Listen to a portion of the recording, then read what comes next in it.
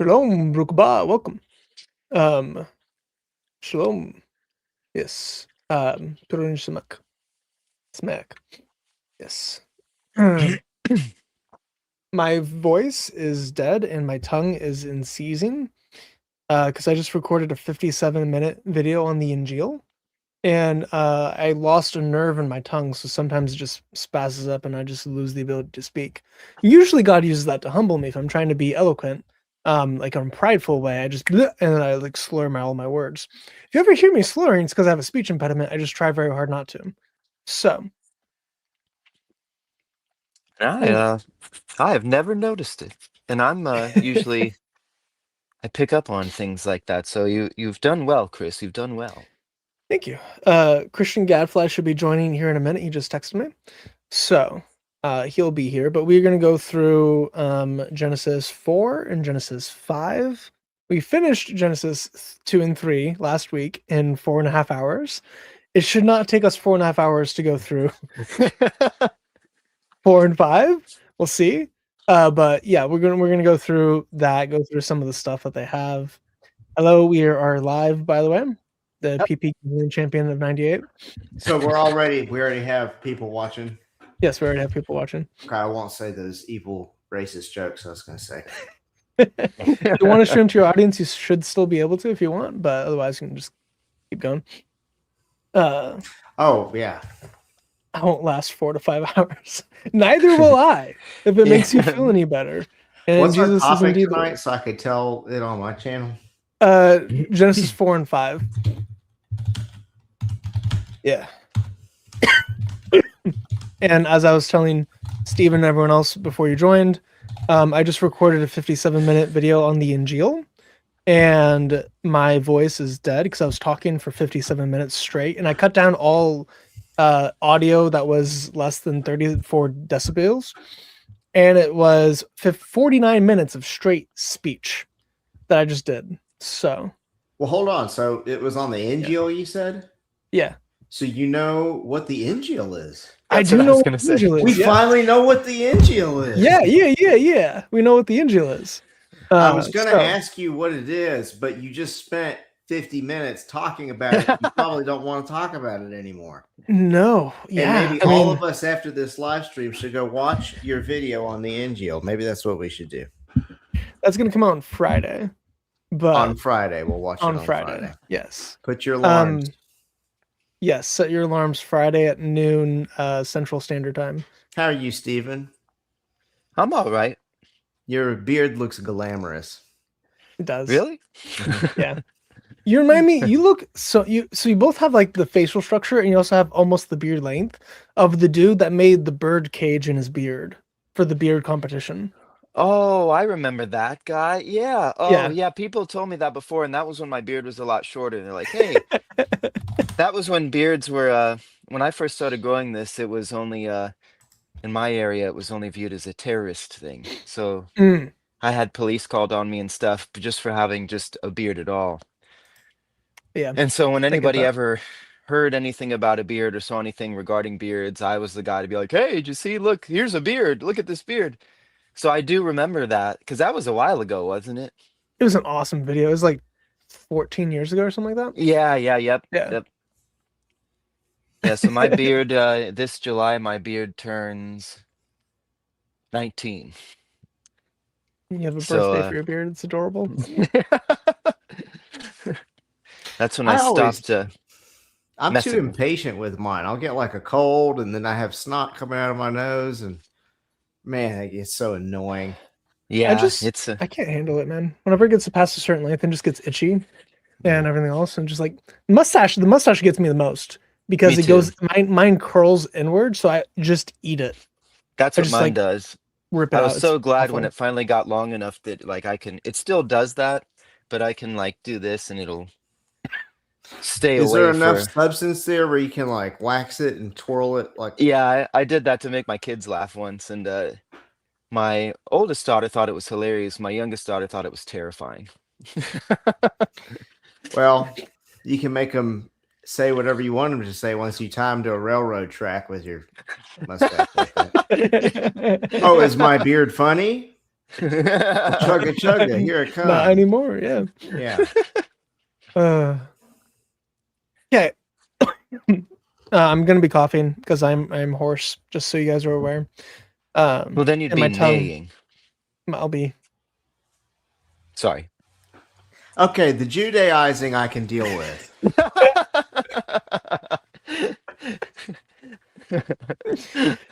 Okay. That's like some Mike Winger crap saying stuff like that. Get that out of here. No beards in Genesis. I don't think that's true, but you know. I bet they were all bearded up. Are you joking? Oh, sure. Yeah. Think Moses didn't have a big old burly beard? Horrible joke, Stephen. He just complimented you on your beard and then immediately said horrible, Stephen. So yeah, it just checks out. Dichotomy. He likes his body, but not his personality. It's true. There you go. Okay, so now we got a comment last stream that it took us 19 minutes to start reading the Bible. Yeah. On a live Bible study. I'm so vain. I feel like if a girl dumped me and I learned that it was because of my personality, I would be relieved. Oh, thank God. It's just me. It's not how I look. Oh. Okay. Let's hop into it. Now, the man knew his wife Eve, and she conceived. And actually, we did finish Genesis 3 last week. Well, y'all must surprise, have been going light surprise. speed. I know. We still took 2.5 hours to finish a chapter and a half after you left. So I don't know if that's light speed or not. If anyone who's tuned in who hasn't seen this show before, I hope you're not in a hurry to get anywhere. Because you're going to be dead by the time we get out of Genesis. Oh man, you should go back and watch my Matthew streams. I was streaming by myself for half of them. I got through like a chapter and a half or 2 chapters in like an hour. Oh, well, that makes us feel great. Thank you. I know. Yeah, then I streamed with Tommy once on one of them. It was like 2.5 hours for half a chapter. So I've seen the way Tommy takes notes, and I could see how that could do very well with your tangentiality. He's a crazy person. He writes everything by hand. And I can't fathom that. But it's like his entire room is, I mean, I get that. You're a lawyer. Yeah, it just breaks my brain. I don't know how people can do that anymore. I write in cursive too. Do y'all use cursive? No. No, I always hated cursive unless it's like to be pretty, but I write in scrawl. It's not very good writing, but Hello. What's up, Light Lord? Yeah, it's old school around here. I do this cursive. I went to like a real strict prep school when I was a kid, and they did everything like the 1800s. So we had to write like this, and we read these things called McGuffey readers. And we I remember that. I read those with my daughter. Mm-hmm. We're like, congratulations to that person who writes cursive. It makes me sad they don't teach it anymore. Yeah. But someday when I'm in that old folks home and I'm trying to slip messages to my friends, we don't want any of the young people to know what we're saying. Yeah. They're like, did you see the booty on that nurse? You know, I write that out in cursive. Nobody knows what it says. Throw that to the next bed. You can sit there and laugh between our jellos. Okay. So now the man knew his wife Eve, and she conceived and gave birth to Cain. And she said, I have gotten a man with the help of Yahweh. Okay, pause there. I'm curious because I know a lot of people. I know my friend Ted. I know my friend Billy. How come he knows Eve and then she has a kid? What does that mean, Chris? Well, Eve is the opposite gender, Christian. That's the mistake. It's true. Yeah. Yeah, Muhammad knew the men of Al-Zut. How come none of them? It's true. Yeah. So the word the new here is a euphemism for intercourse. Yeah, surprising that. It's used a lot.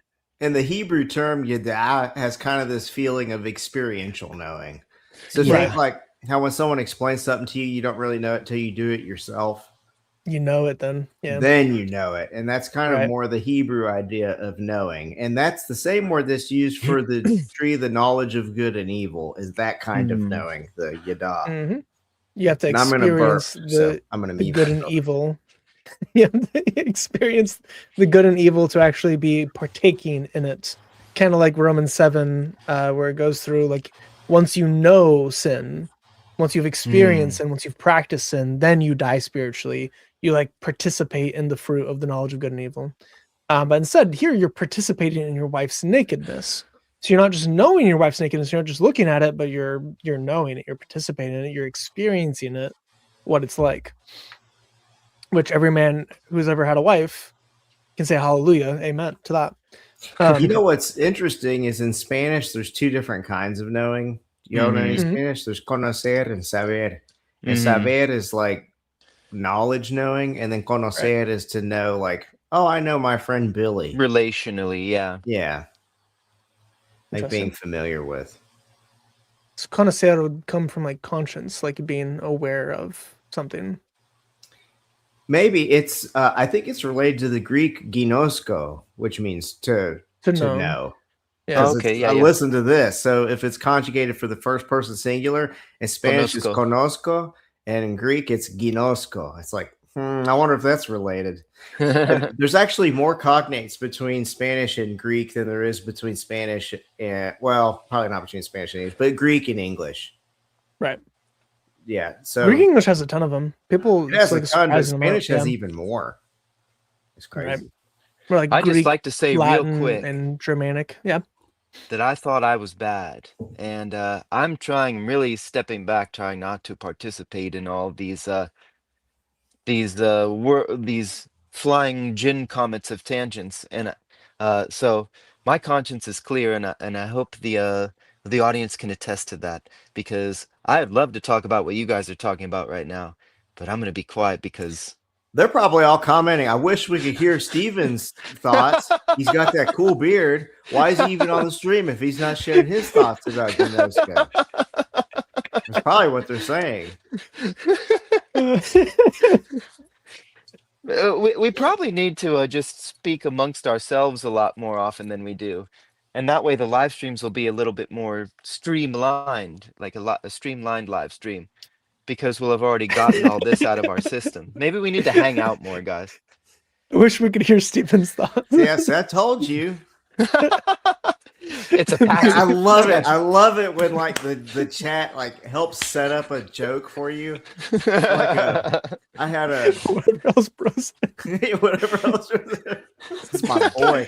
And one time I had a video where it was like I was pretending to be Mike Winger, pretending to be somebody else. And it was like, and in part of that video, it was like, and the whole chess club said that they confirmed my message or something. And then like someone in the comments was like, I'm from the chess club and I confirmed this message. It's like, yes, it's so good. Like, somebody just teed that off. You said, what up, nerds? Live long and prosper. Yeah. Anyway. Oh, there's a tangent in there, by the way. Didn't even know the Spock, the live long and prosper? That hand signal. Do you know the... This is a cool story, but I want to let you say it because everyone wants to hear your voice. You know it, Christian? Because I'm... okay, you tell it, though, because I that's all I know about... That's the only thing I know about Star Trek, so I don't even know if I qualify as a full nerd. So if you know, you'll tell it better than me. Yeah, okay, so that's how you set it up for me to tell this story. I'm not nerdy enough. I'm not a big loser. So we need somebody who just like breathes through an inhaler and toots in their pants and wears suspenders to tell this story. All right, take it away, Christian Gadfly. And there you go. Sure. So Leonard Nimoy, when he was a kid at some Jewish service, they were supposed to have their eyes shut and not look up. But he looked up at the priestly blessing. Yeah, the priestly blessing. He was doing this with his hands, and I think it's the divine name. They do two sheens. Okay, that's what it is. So it's that letter that looks like the teeth.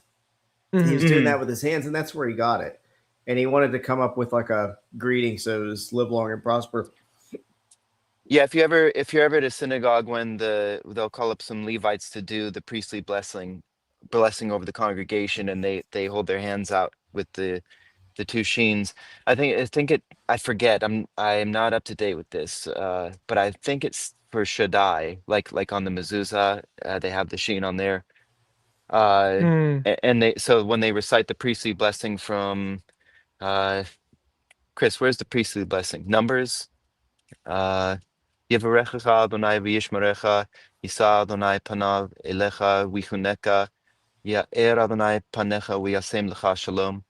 Is it Numbers Is that like 13? I'm just Leviticus? guessing. It's put in Aaronic blessing. Yeah, the Aaronic blessing. Yeah. May he cause his face to shine upon you and give you rest, or Right. something like that. Numbers 6, May the Lord bless 24 you and through keep 26. you. Okay. Okay. Yeah. May the Lord Yeah. bless you So and keep from you. Star His face Trek, shine that hand upon- symbol is he was they wanted like a hand sign for the, and he just remembered that from when he saw that in the synagogue, and proposed it, and I guess it was accepted. So there, now I've done it, guys. So you've baited me into it. I've Yeah. tangentialized, and We now also have like I'm one of you. the Jewish eye, the evil eye symbol thing. That is Well, don't also do that at strange. us. Don't do anything to you. Another space movie with reference to Judaism is Spaceballs. Have y'all seen Spaceballs? I Yeah. have seen Spaceballs, yes. There's like a race Schwartz. of people on there called the Druids, and they're talking about this Druish princess. Yeah. They're like, that's funny. She doesn't look Druish. So stupid. I love that movie. Oh, great! Now we're Oh, it's choking such a Chris. funny movie. We're Mom, giving be him the right back. angel Jibril treatment. You have done that yourself. Angel Recite. Yeah, get back to the Bible, Chris. Read. read. Yo, she got pregnant, yo. So she got pregnant, and then she gave birth to Cain.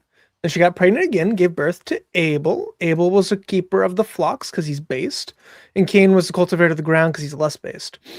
So it happened in the course. Before we speed along, because so often the names mean something important in Hebrew. What do the names mean here for Abel and Cain? Abel's like the Isn't it like smoke? Like heaven? breath or wind, like Yeah. Click on it. Let me see which word it is. It's hevel. Oh, okay. It's the same thing that's used for vanity in Ecclesiastes. Yeah, it's like smoke. Yeah, Right. like a fleeting vapor. Okay, that makes sense with him getting killed off so fast. So how about Cain? And Cain is kanithi. She says kanithi, Goodbye? like I have. Yeah, kind of like to get a man, to acquire. I've been given a man, so I've gone a man with the help of Yahweh. So she named him King for I have. Click on it gotten. real quick. Let me see the. Oh, there it is. kanithi. Yeah. It is. Okay, Cain. What is that? The Cain. word for like an elder, an old person? No, that would be No. you would be that zaken. That's what you're thinking Okay, of. you're right. Yeah. Which also But is a just- word for beard zakena, I think. The bearded ones. Elders are called Mhm. bearded ones. Right. Do you think Cain had a It's pretty beard? based. Eventually, Eventually. I think. Eventually. Yeah. So what did it mean? It just means to have or to have gotten. Yeah, I have gotten. I have acquired. So I have Okay, to acquired acquire. a man. So she gave birth from Adam or Adama, and gave birth, and so I have acquired from a man with the help of Yahweh. So her Have you ever husband, had I've a acquired cat a husband named- with Elgon. Have you ever had a cat named Smokey? No, You never had a cat I've- named or like Smoke I've- or anything? I've never had a owned cat. No, Y'all never had cats? no. I don't I'm allergic. particularly care for them. I was allergic. I don't think I am anymore, but I'm personality allergic to cats. I And now have two everyone's cats. gonna hate me. Our family has two cats. It's Zelda and Percy. And Mm. Zelda, bless her, she is dumb as a brick. Mm. Sweet though. She's a sweet fat cat, but she's dumb. Anyway, I was just Yeah. thinking about how funny it would be to have somebody named Smokey. A 'Cause that's kind of like Oh, Abel. like Smokey Robinson. little kitten said cats are awesome. well, you are cat kind of profile biased, picture. little kitten. I mean, Yeah. That's It's true. that'd be like me. Yeah, humans are so based. Like, okay, he would say that. I mean, and then Cain. I don't. What would that be in English? A modern name? Gotten. Cain, Yeah, gotten, I guess, would be probably gotten, best. receive. Got him. I don't know. Be like that dude. That would be his name. Got him. Yeah. All right. So someone pointed out that there is this idea that Eve thought that Cain was supposed to be the Messiah. He was supposed to be the one that crushed the head of the snake. Interesting. Which is interesting. So I have gotten a man with the help of Yahweh. And the idea of the man here is that he is, I think it's just Ish here, but I've gotten a Yahweh Kanithi with the help of Ish Yahweh. Ethio, yeah. Yeah. So the idea is she got the Messiah. She got a divine Messiah with the help of Yahweh to crush the head of the snake. And interestingly, the word help isn't in there in the Hebrew. It's just with Yahweh. Kanithi With Ish Yahweh. Ethio. Yes. Yeah. I got It's just like direct object marker Yahweh. So I have got, gotten man of Yahweh. Of Yahweh. At Yeah. Yahweh. That's interesting. And you So- could forgive her for thinking that's so interesting, because if God had just told you, hey, your descendant seed will is going to crush the head of crush the the snake. serpent's Yeah. head, I'd be like, Yeah. oh, good. I finally got my seed. I'd never heard that before. That's very interesting. That is interesting. Interestingly, though, Cain is definitely not the Messiah, but he actually crushes the head of his brother. Oh, yeah. Instead of crushing the head of the wow. snake, he crushes the head of his brother. Interesting. So he not only does not fulfill the prophecy, he then goes on to slay the very one who is a type of Christ, which is Abel, which we'll go through with the typology of Abel. So Cain is misidentified as the divine Messiah, who then crushes the head of the real typology of the Messiah, whose lineage probably Jesus would have came through. And then, he died and he comes through Seth. So you have a pretty neat thing there. And again, she gave birth to Abel. He's gave birth to flocks, so he's a shepherd. So just going through a little bit of the typology.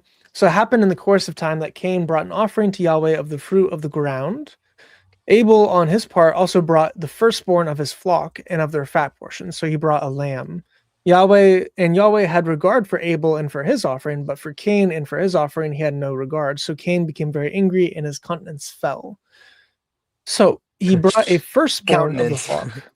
Countenance. Sorry, I know you have your countenance makes me think of like when you can't keep your he's making your poop fluids jokes in. again. No, it's Here just we go again. it's just This happens there's a every difference time. between the words. Every I realized week it is after I about said poop. so to Chris. I was like, oh, Chris already pointed out like his voice is tired and everything. So sorry, Chris. It was just I heard that. It's like, whoa, wait, what? He lost his continence.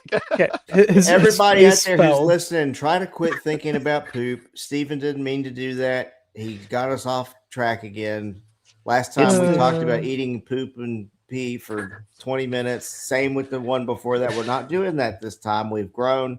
We're going to move on, and we're not going to make any more pee pee and poo poo jokes. Okay.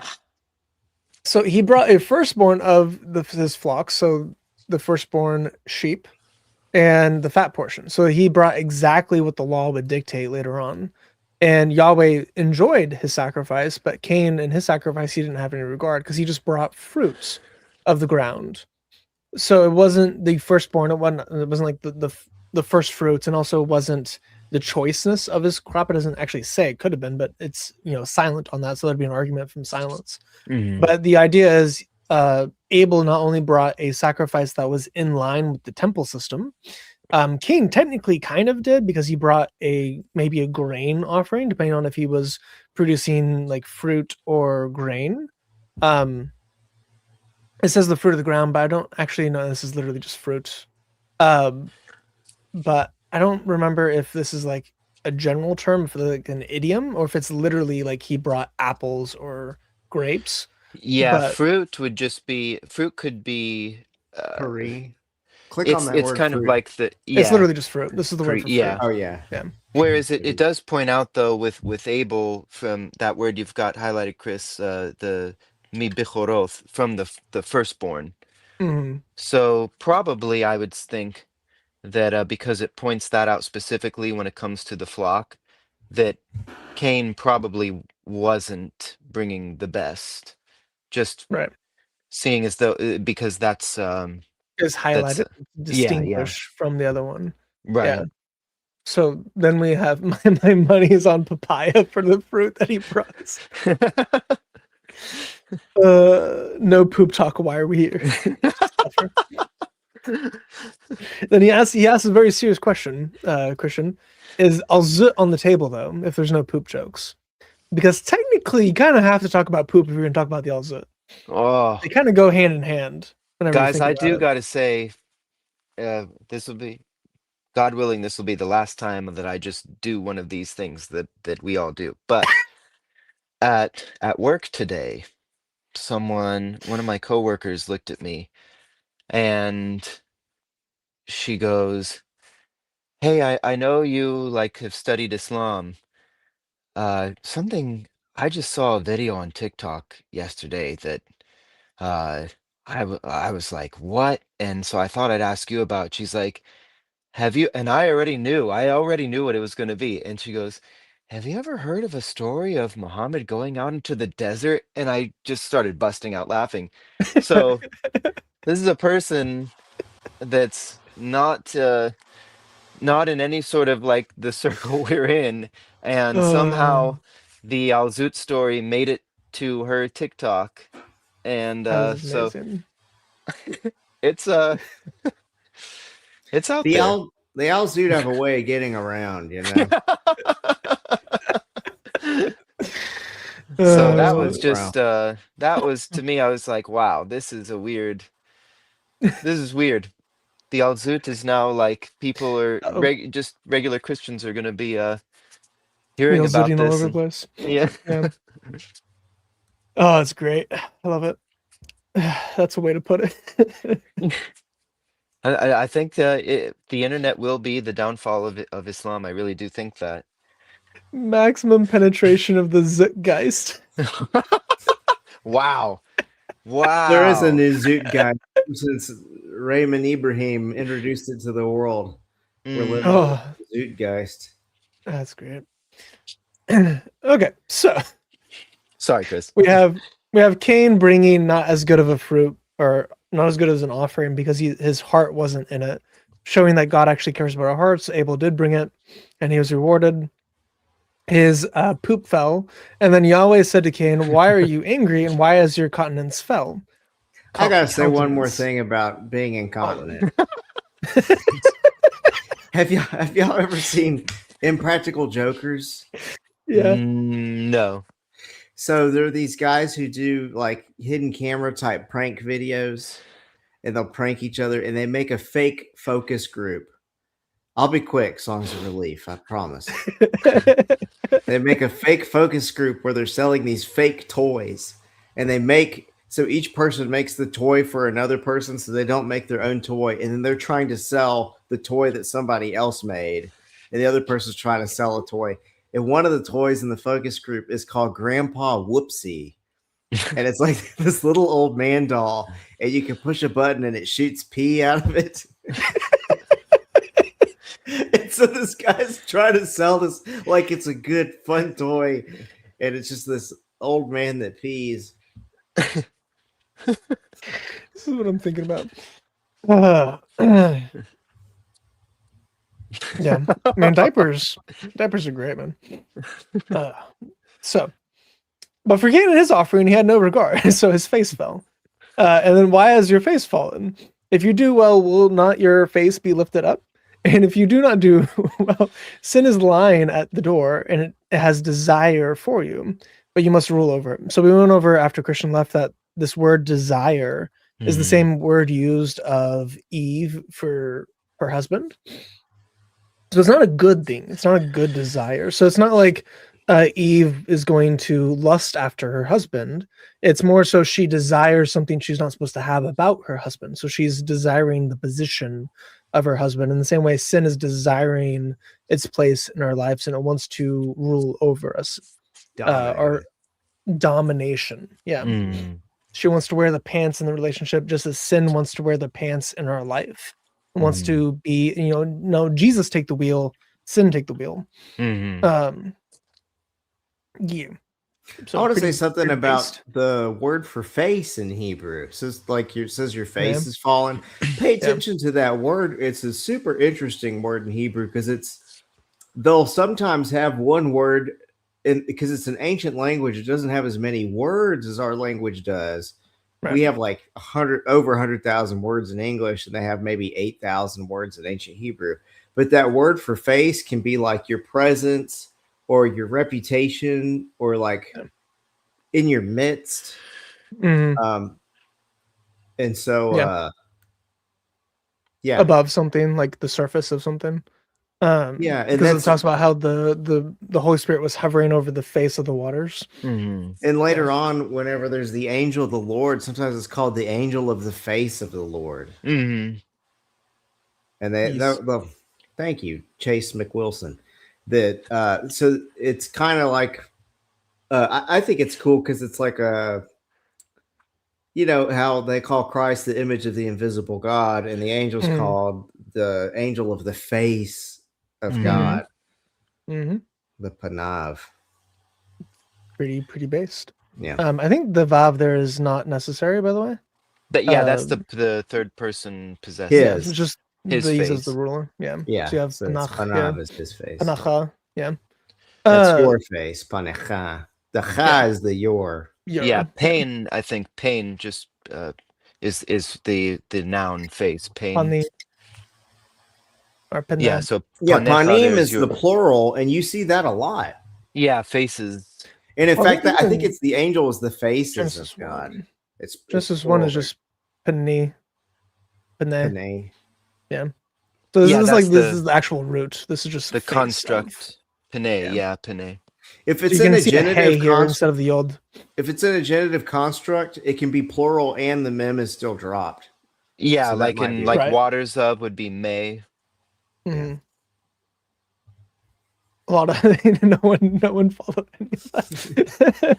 If y'all get lost with that, just Google it. You're on a computer. Quit being big babies. Yeah, made me Big very ba- happy Oh, pronouncing this my is name. boring. We're talking about nerdy grammar stuff. Just Google it. Get on Chat GPT. Chat GPT.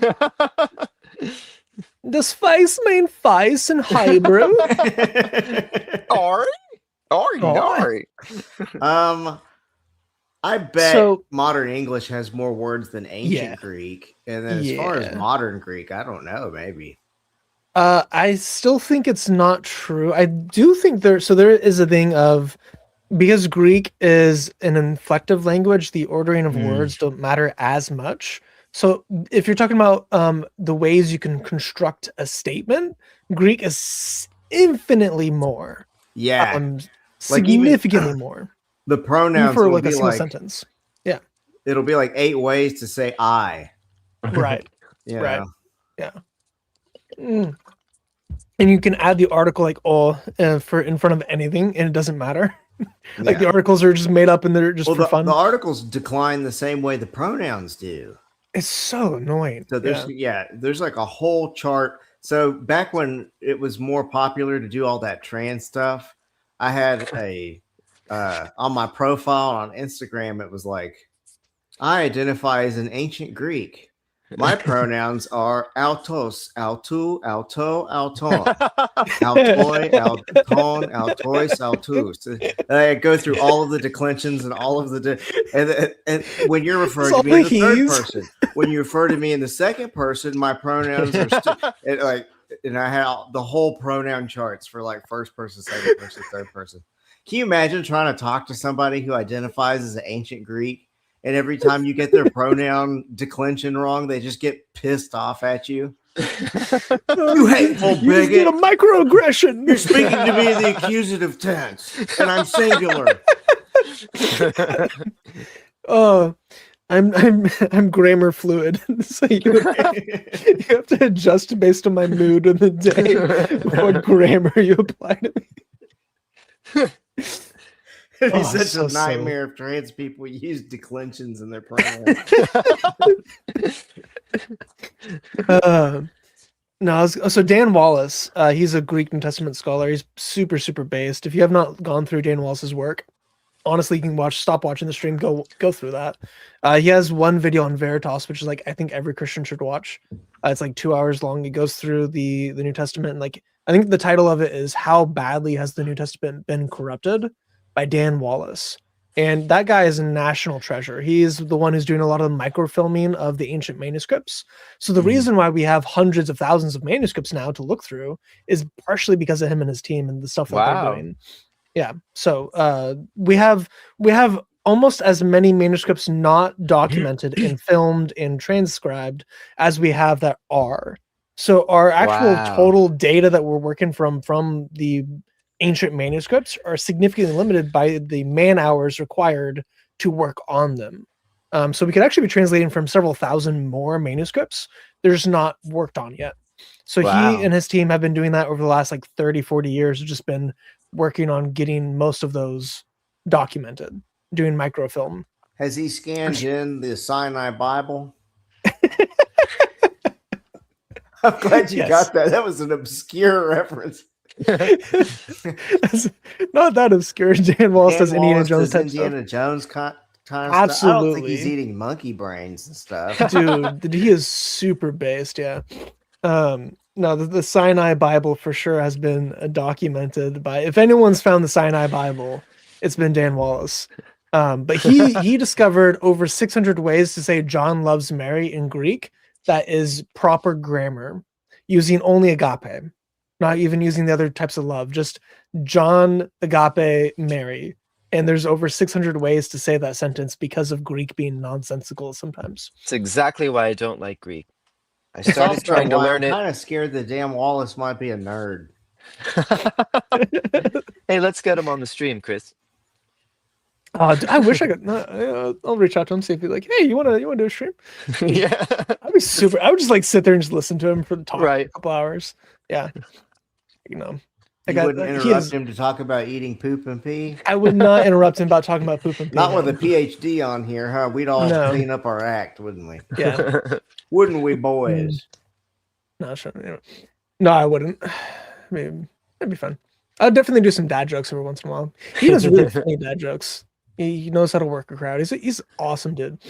Anyway, so your poop will be lifted up, but if you do well, sin is lying at the door and it wants to roll over you. Then Cain spoke to Abel, his brother, and it happened when they were in the field that Cain rose up against Abel, his brother, and killed him.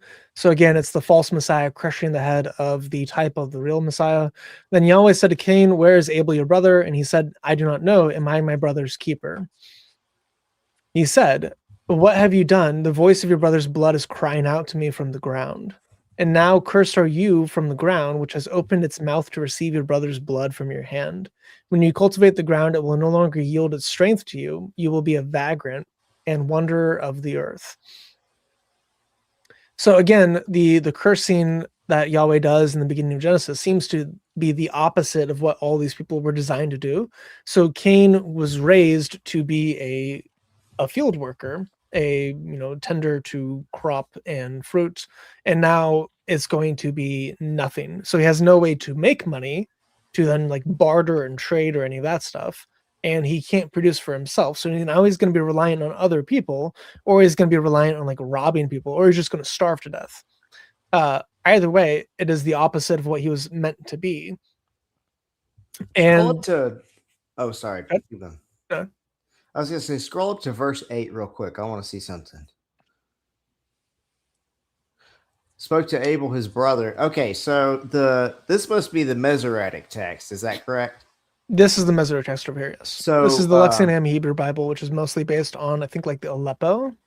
Robert Alter in his commentary talks about there's a little part here that's preserved in the Greek, Syriac, and Aramaic. I was going to say, and then I that's why I raised my hand. And I noticed Chris didn't notice me, so I was like, no, don't do it. Don't do it. Because it's so, but here we go again. It's Christian. Christian's the bad guy. Conflito malo. Would you like to take this away, Steve? No, I will cede to you.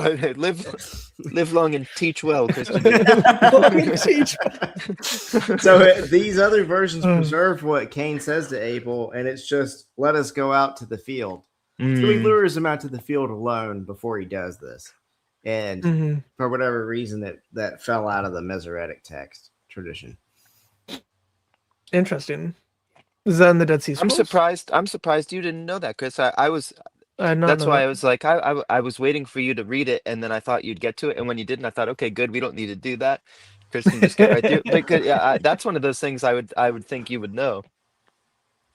Interesting. So I had to go there. And it happened when they were alone in the field, is what it says in the Dead Sea Scrolls. So they point out that there's a weird kind of an abrupt change in the text. So in the Hebrew, and Cain said to Abel his brother, and then it says, Wayomer Cain el Hevel ehau, Wayehi bihiotham basadeh. So it just says, and Cain said to Abel his brother, and then it just says, and they were in the field. It just drops out what he said in the Masoretic. I brought up too many Dead Sea Scrolls. I've become paralyzed by the Dead Sea Scrolls. If you need a scholarly citation for it, this is the 5 Books of Moses by Robert Alter on page 30 on footnote number 8. Interesting. Man, I already had it ready. Huh. I did not know that. To be fair, I haven't gone that deep into the differences between the Dead Sea Scrolls, the LXX, and the Masoretics. I've gone through some of the stuff for the Masoretics just wherever it is relevant for Christian doctrine. Beyond that, I haven't gone that deep into it.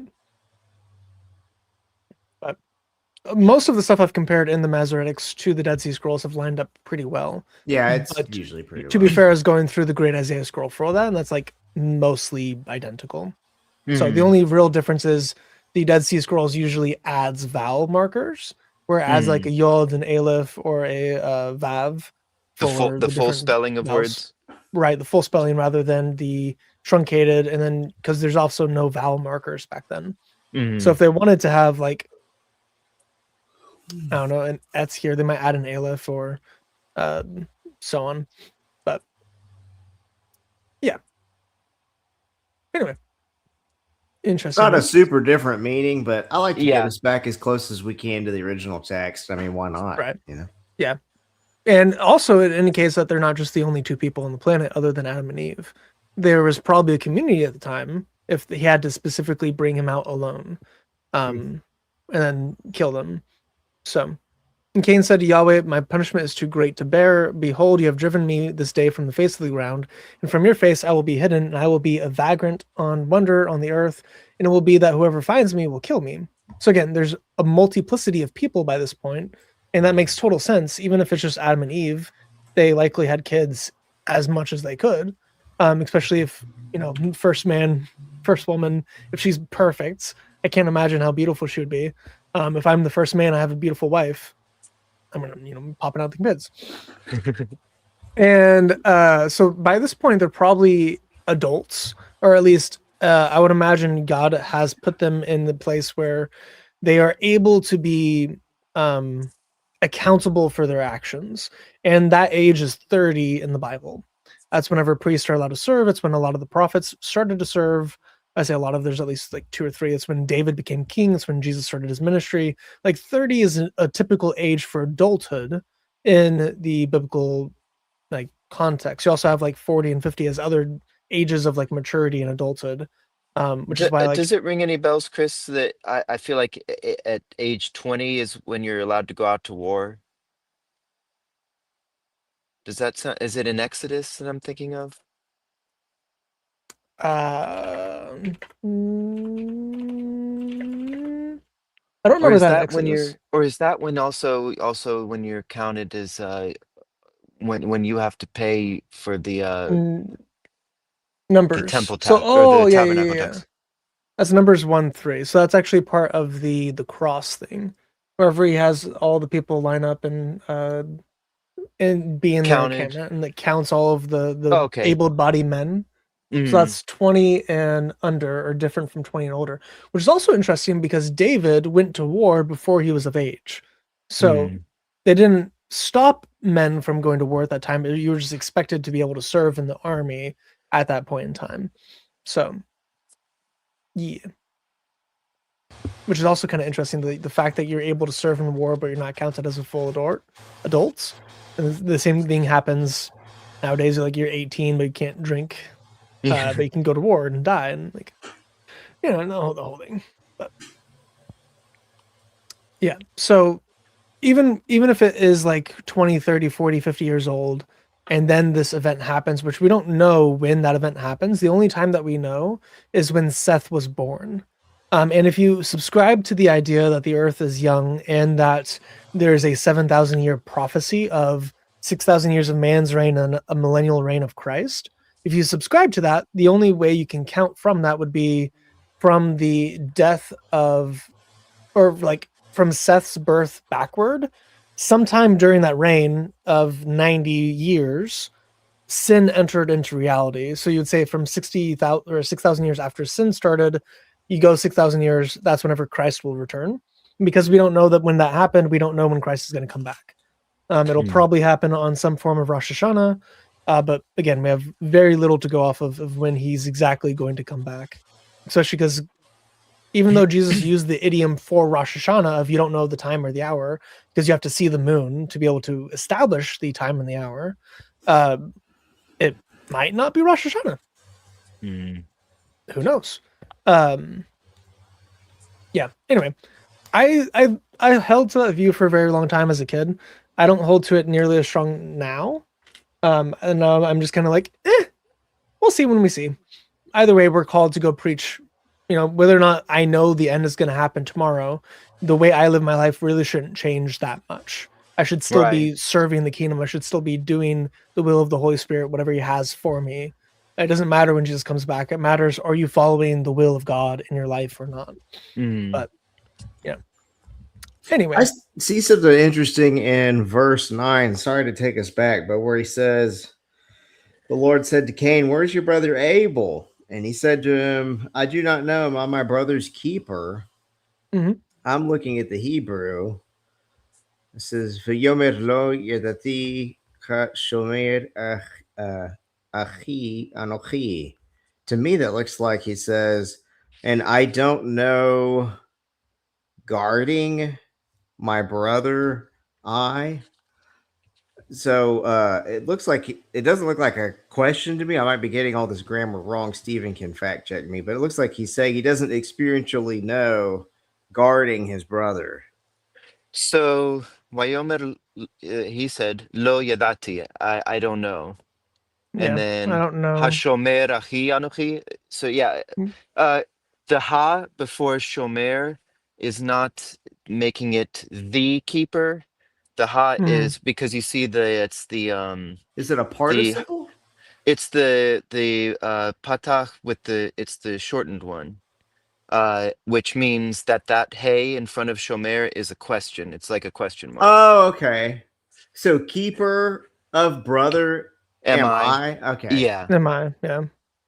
If that had the chamatz under it and the dagesh and the sheen, then it would be the keeper of my brother I am. It would be a statement.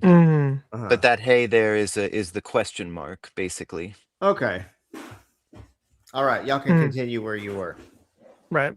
And most of this in spoken Hebrew would just be the inflection of the voice. So you would end your, anachi at the end with anachi or something like that. That's what you have to do in Spanish, because you can't say something like, did you do the dishes? There's no did. No. You just say, You did the dishes? You did the dishes? You did the dishes? You did the dishes? Yeah. Are you? But there's no R, so it's just you? You? Yeah. It's interesting. We have the inflection still a lot of the times when we're speaking, but we still have the actual set words for questions. And Japanese is funny because they just add ga at the end of any sentence and it becomes a question. So you say the exact same sentence, you add a ka or a ga and it becomes a question. Well, that's what I wanted to ask you guys about Greek is because like when it comes to, I've heard that the accents on words, which that's one thing I like about Greek, because you get like a 26 letter word and you think, oh my gosh, how am I gonna, where's the emphasis in this word? But you'll get the accent marks on them. But I've heard that in Koine Greek originally, that also had like an inflection. It was a raise in pitch, and so that Greek was a very kind of melodious language. Is that? Do you guys know anything about that, or in your learning of Greek, do you incorporate that at all, or is it more of just for the purpose of being able to read it? I just use it for where to put the accent. So Mm, I don't do any pitch changing because of it. Maybe I read that they did that a long time ago, or that we're not sure what they used to do, okay. but I Yeah. don't remember that. It is making me think of, though, the scene where Pilate asked Jesus, and this is why I think Jesus spoke Greek. There's a bunch of reasons, but this is one of them. Is Pilate says, "Are you the king of the Jews?" But in Greek, it's just that phrase can be the statement, and Jesus and in the Synoptics and in John has this same conversation with Pilate, so it's almost certainly historical, where he says, "Are you the king of the Jews?" And Jesus responds, "It is as you say." Oh, And interesting. that only makes sense in Greek, because if you do it in Aramaic, it has a question demarcation Uh, in the sentence. And so it wouldn't work for Jesus to say it's as you say. But in Greek, it does make sense. In or Greek, the unless actually question is though, the same as the statement. you bring up, it's funny that you bring this up here because the question for uh well, no, because there would be the construct. Never mind. I was thinking because it would be Hamelech Hayhudim Ata. And that ha there would also could be the, or it could be the question mark, like we saw with Hashomer here, Well, in if it any was case, I Hebrew. doubt Pilate spoke Aramaic. Oh, well, good point. Right. Yeah, Absolutely not. there's a Yeah. really good point. That's okay. Yeah. It was expected that the people, the citizens, would learn at least Greek, if not Latin, to be Hmm. able to talk to the officials and the soldiers. Because if a soldier is yelling orders at you and you're a slave to Rome, you better know what that soldier is saying to you. Right. Well, Yeah. Galilee was heavily Greek influenced. You have the Right. Yeah. Decapolis to the southeast, and then you have Sepphoris was just a couple miles west of Galilee. It was a big Greco-Roman city. The whole Yep. Turkey area is had north of been that. under And Greek yeah. occupation for 300 years. So it'd Hmm. be like everyone would be bilingual. It's like you know, towns on the border of the US and Mexico where people speak Hmm. English and Spanish. Greek is sing song. Why didn't Allah have his Mo give spit hot mad rhymes in that language instead of Arabic? Yeah. Yeah, you can say the same thing about Korean. Like every sentence in Korean is a poem, which is pretty based. Um, and the same in the way that, like, because they write in 3 syllable pairs. So they don't have characters the same way that like Japanese and Chinese have characters. They more so have independent symbols, and you put 3 symbols together, and that becomes like a subset of a word.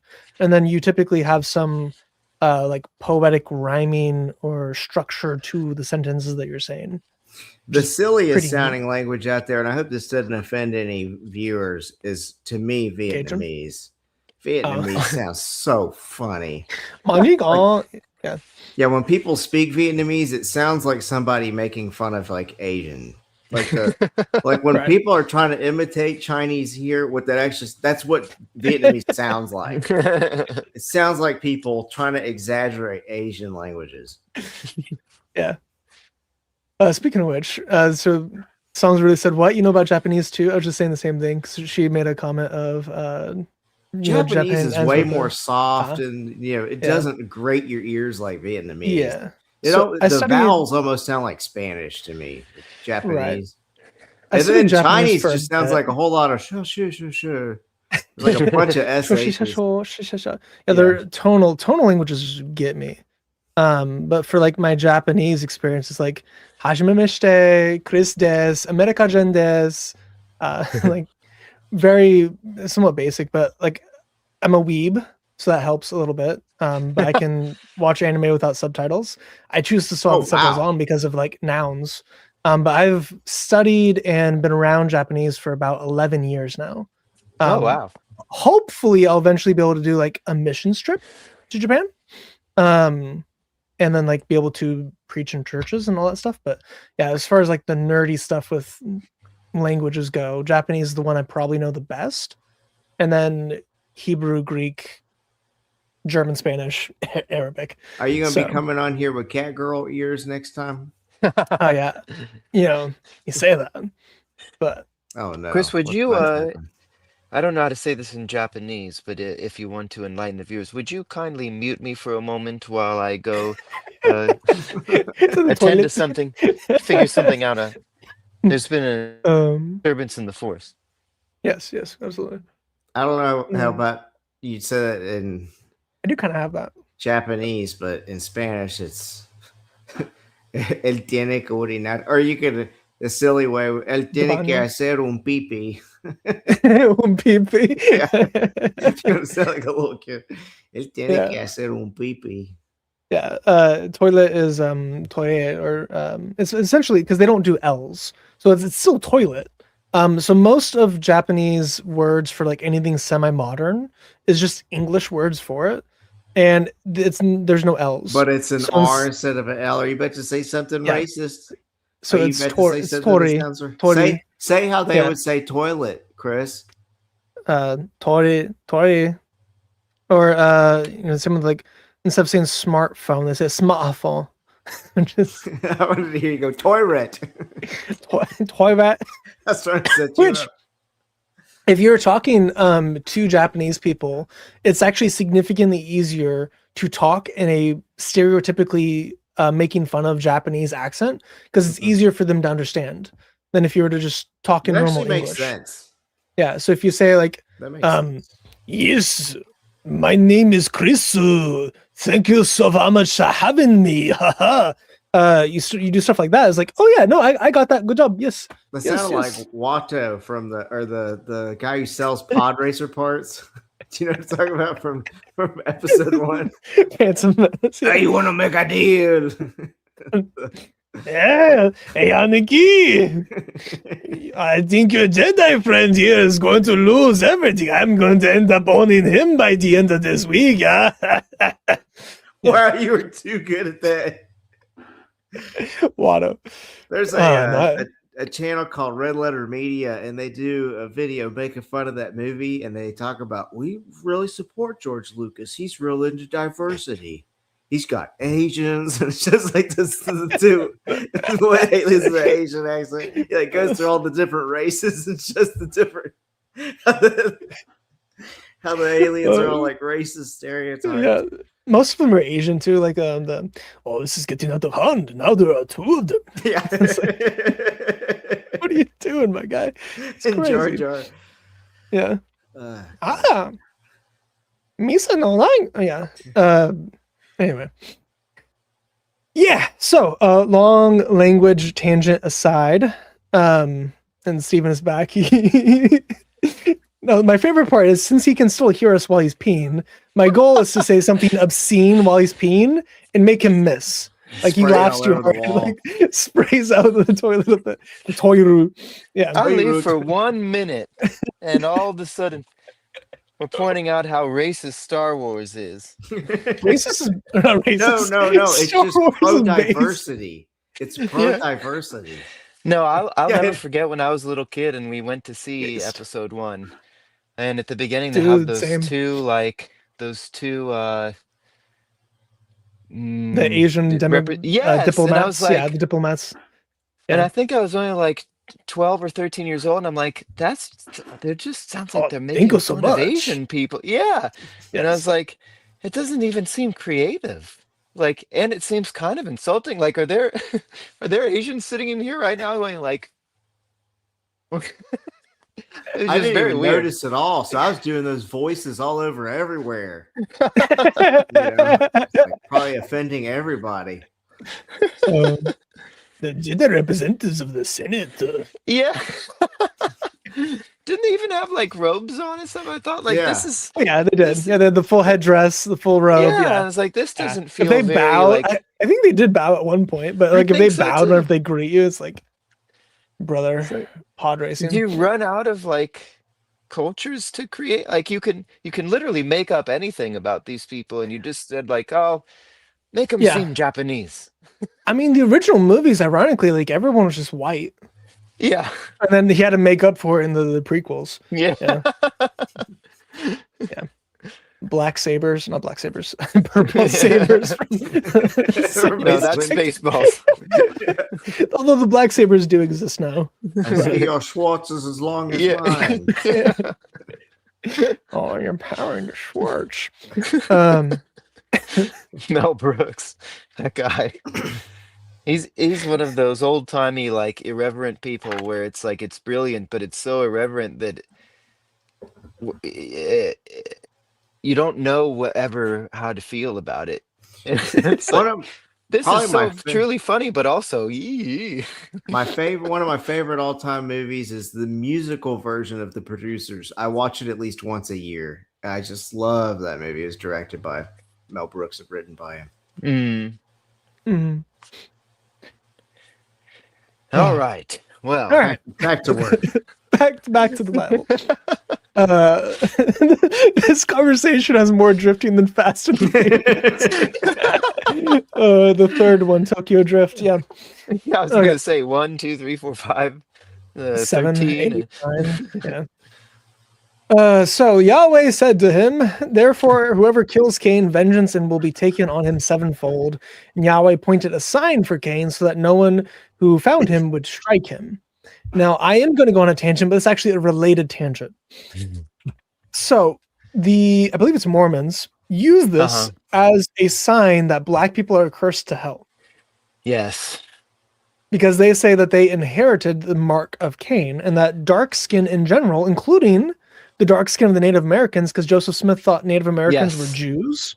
He thought they were Jews who were cursed with dark skin. So both the blacks and the Native Americans were cursed with black skin or darkened skin because of the mark of Cain, and that means they go to hell. But in 1978 or 79, I think, God changed his mind. It was great. Yeah, because God changed his mind. Because God is swayed by Western racial movements, and he was finally like, it was about 15 years after the original civil rights movement, and the Mormon God was like, maybe they have a point. Maybe black people are, human. Yeah. Okay, let's steal me and them for a moment. Okay. No. What part of that sentence doesn't say it's referring to black skin? Because it is a benefit to Cain that he doesn't get murdered. This is a blessing that Yahweh is giving to Cain. My question is so stupid. I said, what part of it doesn't say it's... What part of it does say it's referring to black from silence, yeah. But yeah, go ahead and say what you were saying. I just had to point out how stupid my own question was. Yeah. To debunk that doctrine almost immediately, this is not a curse. The mark of Cain is not a curse, guys. And it's just a blessing. For Cain, too. It's just for Cain. It's just for Cain. And it is a blessing to give him life, to protect his life from being slain by those around him. This is not, I'm going to curse you with black skin. Click on the word for sign. I want to see what it is in Hebrew. And then I think it's ot, isn't it? Ot. Oh, yeah, weird. ot. Okay. It's the same symbol for letter. Yeah. So every letter is a sign. Well, that's like the same word for when Moses is doing signs, like in the Exodus. Yeah. That's also where Eot comes from. So Ot and Eot. So a sign, a miracle. Anyway, I interrupted you. In Arabic, it's the same. same. You were saying something cool. I don't want to have interrupted you from what you were saying. It's fine. It's a blessing, not a curse. It's a blessing, not a curse. And it's a miracle. It's something that they can see, that they can visibly understand. And be like, oh yeah, no, we shouldn't kill that guy because he has that on him. So it's like a protective sigil, although it's not like witchcraft, that will protect him from death. So all those are like, it's a, like, even in Islam has the same thing, where Islam, it's slightly different because it is Ham having intercourse in the ark. That's the reason why he was cursed with black skin, but still the Hamite curse through that. So if you want to be like, Cain's lineage ended in the flood. But you say, Cain's lineage like spiritually kept on in the Hamite curse of still black skin, which doesn't mean like even just thinking about the Mormon doctrine there doesn't make any sense whatsoever because Cain's lineage ended. Unless you're going to say that the wives of the sons of Noah were Cainites. They also, though, There's no if I'm Cainites remembering left. correctly, it's been a long time, thank God, that I've had to discuss this with Mormons. But I believe this was kind of the earthly manifestation of what took place in the pre-earth celestial realm, because in Mormon theology, Jesus and Satan are brothers. Right. And They're it both was kids asked of to them, Heavenly Father Elohim. right, and so which one of Yeah. you wants to be the Messiah? And Jesus volunteered, or there was a vote, and everybody who voted for Jesus became the white people, and everybody who voted for Satan became the Oh, black people. the wow. black That is people. Yeah, I mean, it's bizarre. totally twisted. I mean, it's just, and there's no, they don't even have a good thing for except like in the late 70s, God changed his mind, and Changed his because mind. Yeah. yeah, that's it. That's about it. But it's so just obviously stupid white Nonsense. Right. uh, Joseph Smith Jr. just blatant racism being written into his religion. I mean, it's just Right. embarrassing. Yeah. So there's that. I've been reading Jung, who's like this Mm, psychiatrist from the 50s. And in his book on synchronicity, he's talking about how there's a whole lot that happens in our subconscious that influences our conscious mind, and we don't know it, and we don't realize it. And so for me, just because I've just been reading that, I'm seeing this and I go, and Yahweh appointed for him a miracle, right? For Cain, so that no one who found him would strike him. I'm wondering if he made it like a miracle where anyone who encountered Cain, they would kind of be disarmed a little bit and not want to attack him, just as some kind of subconscious influence. Mm-hmm. But I've met people before, and like as soon as I met them, I already like loved them. Like really, like I've met people and it's like we clicked so fast, and then we've been friends. And then I've had it the other way too. Like I met one of my wife's coworkers. I'm not gonna say her name. I almost did in front of God and everybody. But like this person, I immediately did not like this person. And then I was like, that's kind of weird. And then for like the next 2 years, this person was so mean to my wife. And like when I wasn't even there, it was like, how did I pick up on this person being a jerk that fast? But it's like that weird animal part of our brain, the subconscious, will like pick up things that you don't even know with your thinking mind. I'm wondering if the sign of Cain was something like that, maybe. Who knows? Yeah, I do want to point out one thing that's purely supernatural or not physical, you mean? Yeah, like it's just something where when people interacted with him, Yahweh made it where they would like never go to the place where they'd want to kill him. Yeah. So I do want to point out one thing that's interesting here. The sign, as you pointed out, is in Olds. There's another place in the Old Testament that's super, super based, which goes through a sign being given to people. It's Ezekiel 9. So then this is talking about the destruction of Jerusalem. And he cried out in my hearing with a loud voice, "Draw near, O executioners of the city, each with his destroying weapon in his hand. Behold, 6 men were coming from the directions of the upper gate, which faces north, each with his shattering weapon in his hand." It's also the facing of Rome. And among them was a certain man clothed in linen with a scribe's cast in his lines. Granted, it's like northwest, but still, they came from the north. And they went in and stood beside the bronze altar. Then the glory of the God of Israel went up from the cherub on which it had been to the threshold of the house of Yahweh. And he called to the man clothed in linen at whose loins was the scribe's case. Broke my brain for a second. Yahweh said to him, "Go through the midst of the city, even through the midst of Jerusalem, and put a mark on the foreheads of the men who sigh and groan over all the abominations which are being done in its midst." So this is the people who faithfully follow Yahweh. But to others, he said in my hearing, "Go through the city after him and strike, and do not let your eye have pity, and do not spare. Kill to utter destruction old men, chosen men, virgins, little ones, and women, but do not touch any man on whom is the mark, and you shall start from my sanctuary." So they started with the elders who were before the house. It's also kind of based that the elders are the ones in front of the temple. Just neat little tidbit there. But this mark in the Hebrew, as you can see it, is tav or tau. Mm-hmm. This is how you spell out the last letter of the Hebrew alphabet. So you're putting a tau on the people, and in the pictographic Hebrew, in ancient Hebrew, in Proto-Sinaitic, this symbol here would be a cross. Mm-hmm. But if you have it spelled out, instead of it just being a cross, it's a cross and a nail.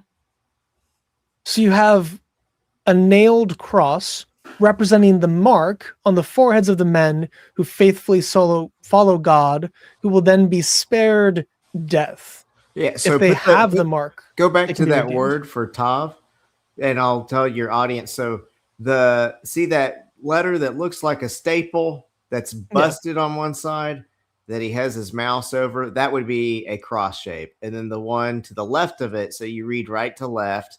So if we go to left, the one that looks like a nail, that would be just, it still looks like a nail in Proto-Sinaitic in the ancient. Right. Yeah. This kind of still looks like a nail here. So the only difference between this and what would actually be is you just have a little tidbit to the right. The one on the right would be a cross. Right. This would be a cross, and that would be that. I did a bunch of streams on this already, but this is the cross of Christ on people's foreheads to identify those who faithfully follow Yahweh in Ezekiel. That's pretty incredible. This is different from the mark, the sign that was on Cain, which is just it's just a letter. Interestingly, because this is literally just a letter, because that's what it says is a sign, but it just means letter in Hebrew.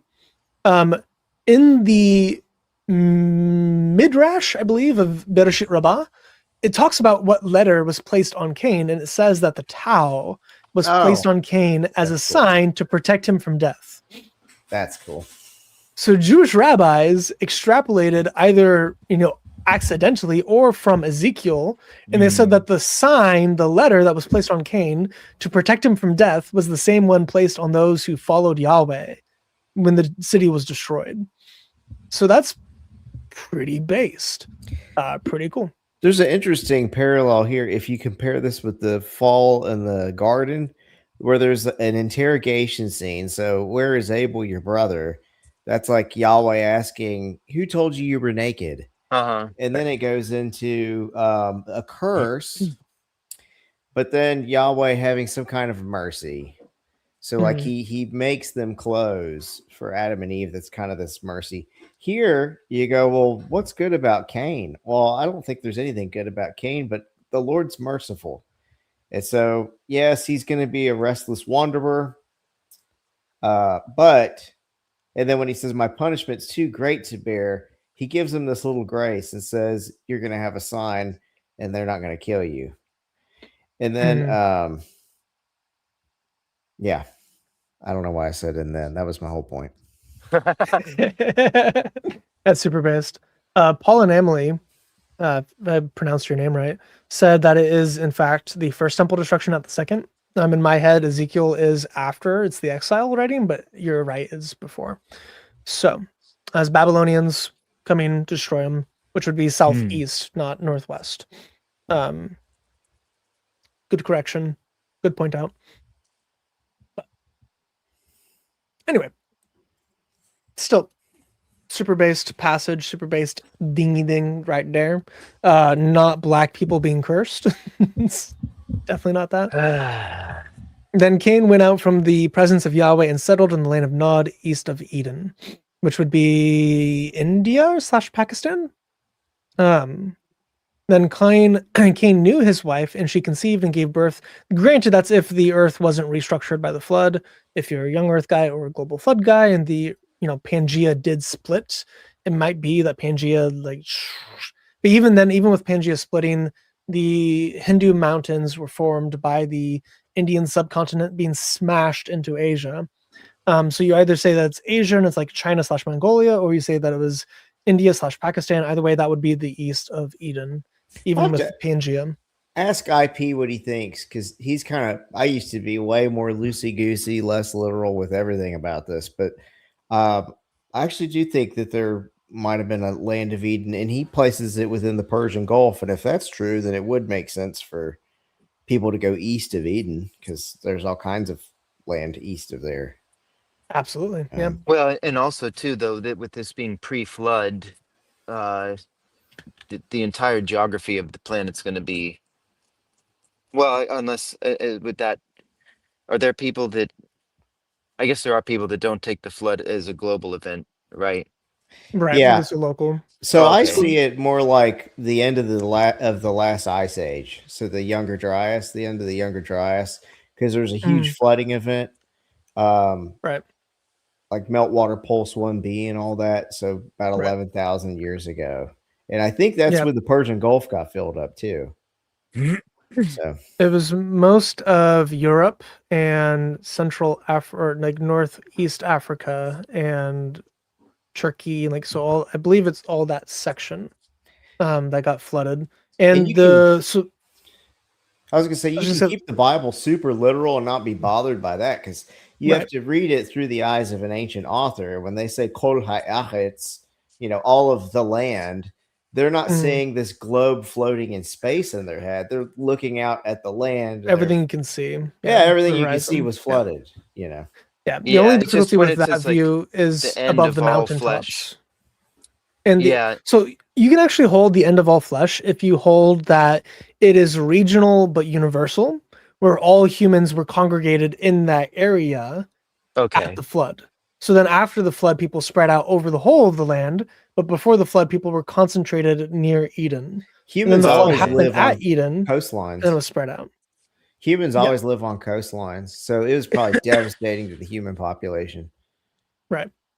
But if you want to believe the Bible as it says that all people died except 8, you can actually be a regional or a global flood person and still have that view. You just have to advocate for its regional and universal, and that there just wasn't much life beyond where humans were congregating. And then you can also hold that the global flood killed everyone. Right. The only difficulty for me for the global versus regional is I think we have really good evidence for global flood, surprisingly, actually. But it is in the Bible's description, the water goes above all the mountaintops in the area. So even if you say it is regional and that it's just the land that you're seeing within the horizon, how is the water raising above the mountaintops? And if you say it's metaphorical, not literal, I think the language used there doesn't aid as well to be metaphorical. It seems to be more of an accounting of events rather than a hyperbole of events. But either way, you can hold either position. And with sending out the birds that bring back finally a sign of life. Right. Why would you need to do that? Right. Right. Because you would expect the plants beyond the flood zone to survive and be fine. Yeah. Man, you have a crazy person in your chat, I think. He's drowning out my chat in StreamYard. He's just the Ashrid of truth. Is just dude is Oh yeah, no, he's interesting. Here's some wisdom for your channel, brother. I can tell in my spirit you truly do care, and you try to tell the stuff as best as you're allowed to. Take a page from this book. And then he went on a very, very long tangent in your stream. Oh, do we have overlords that don't allow us to? I have no idea. Anyway, I was trying to repeat chat. It was just that. Anyway. If there were lizard people controlling me, I'm not going to talk about it because they're not going to allow me to. So I'm not even going to go there. I can make it crazier. There's two kinds of trolls. There's those that are off their medication, and then there's just people that want to have fun. There's the Batman movie, whenever they're trying to figure out why the Joker's doing what he's doing, and Alfred's talking about that jewel salesman who would just throw the jewels, or he was jewel robber. He says, "Some men just like to see the world burn." That's the other kind of troll. They just want to see the world burn. Right. Okay. So then, Cain. Also, I know Bean personally, and they're a pretty funny person. And then there's me with the halo. Then Cain went out from that presence, and then Cain knew his wife, and she conceived and gave birth to Enoch, and he built a city and called the name of the city Enoch after the name of his son. So he knew his wife, again, in a biblical sense, literally. Now, Enoch was born Irad, and Irad was the father of Methuselah, and Methuselah was the father of Methuselah, and Methuselah was the father of Lamech, and Lamech took for himself 2 wives. The name of one was Adah, and the name of the other was Zilha. And Adah gave birth to Jabal, and he was the father of those who live in tents and have livestock. And his brother's name was Jabal. He was the father of all those who play the lyre and the pipe. Yeah. As for I Zillah, play the bagpipes. also, Did y'all know that? I've seen you do it in a video before, I believe. Yeah, I play the Scottish Highland bagpipes. Yeah. After your video, after your Trinity video. No, Chat J Pizza, the end of the the Billy Who's Corson the father video. of the bagpipers? Scroll back up. I know it's not talking about bagpipes, but I'm Jubal? Jubal, that's my boy. Christian, Jubal. do you make reads for those, or do you buy them? I buy pre-made? them. Oh, okay. Gosh darn it. Because I don't know how this always happens, but every time you mention something, What I have is this. And Is it's that a basically, practice chanter? well, no, but I mean, sort of. This is the Middle Eastern equivalent. Oh, It's that's a like snake charmer. sort of. That's what But so I that tried to is. make a read. I can't find anywhere to buy them anymore. So I tried to make it out of a drinking straw, and I got somewhat successful, but because it's plastic, when you're playing it bends out of shape again. Give that thing And a so, toot for the chat. well, let's see if it's still. Charm all the snakes out there.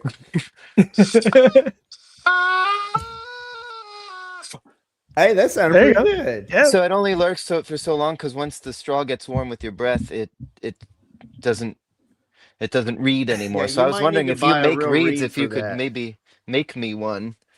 That would be super cool because I If you can't put find a- anywhere that If you put I a think I can bagpipe use reed an in that oboe thing, reed, but sorry, go ahead.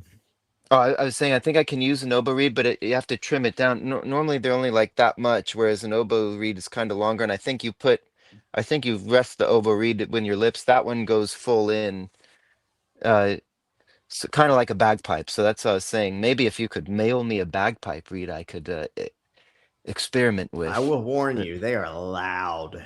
Yeah, They're that's louder very than loud you're when it's. realizing, and they're hard to blow. I mean, you're gonna have to just like, which would look so funny on a little snake charmer. So Chase said, "Here's my jizya. I need all 3 of you to do a Liam Neeson impression for the next verse." Okay. So funny. it is verse 23 right here. So it's been a hot minute since I've seen anything with Liam Neeson in it. This is Do we from, want to play a clip of him real quick so we can what's that remember? movie where it is Taken? I think Taken? it's called Taken. Yeah, Taken. Yeah. That's such a I've good heard movie. And because then he there's also is a skills. voice actor in Fallout Skills that make me a 3. nightmare. Yeah. In Fallout 3, I think he's like the dad or something. I remember him reading a verse from Revelation in that game. I was like, man, this is so cool. It sounds like Liam Neeson. I looked it up and it was Liam Neeson. Based. Okay, I guess I'll throw my hat in the ring for a second. So, and Lamech said to his wives, Ada and Zillah, hear my voice. That's teetering into my. All of your Asian- voices sound like Watto from I know, the first I know. episode of Star Wars. I know. You want to buy a You're so wrong. Gawanga?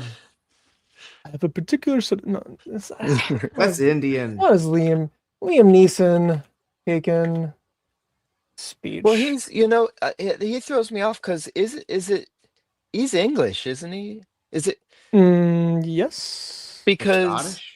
when he talks, it just kind of comes across as something unique, but it doesn't come across as like a. Okay, I don't know what you want. I don't know what you If you're looking for I ransom, don't know what you want. I can tell you I don't have money. I don't have But money. what I do have are a very It's a particular particular set of skills. Yeah. Skills It's that kinda I've low acquired and over a very grovelly. long career. Skills Yeah. that make me a nightmare for people like you. If you let my daughter go now, All right, I don't want to play too much of the movie. We'll and go get back copyright. to it. We'll do our best.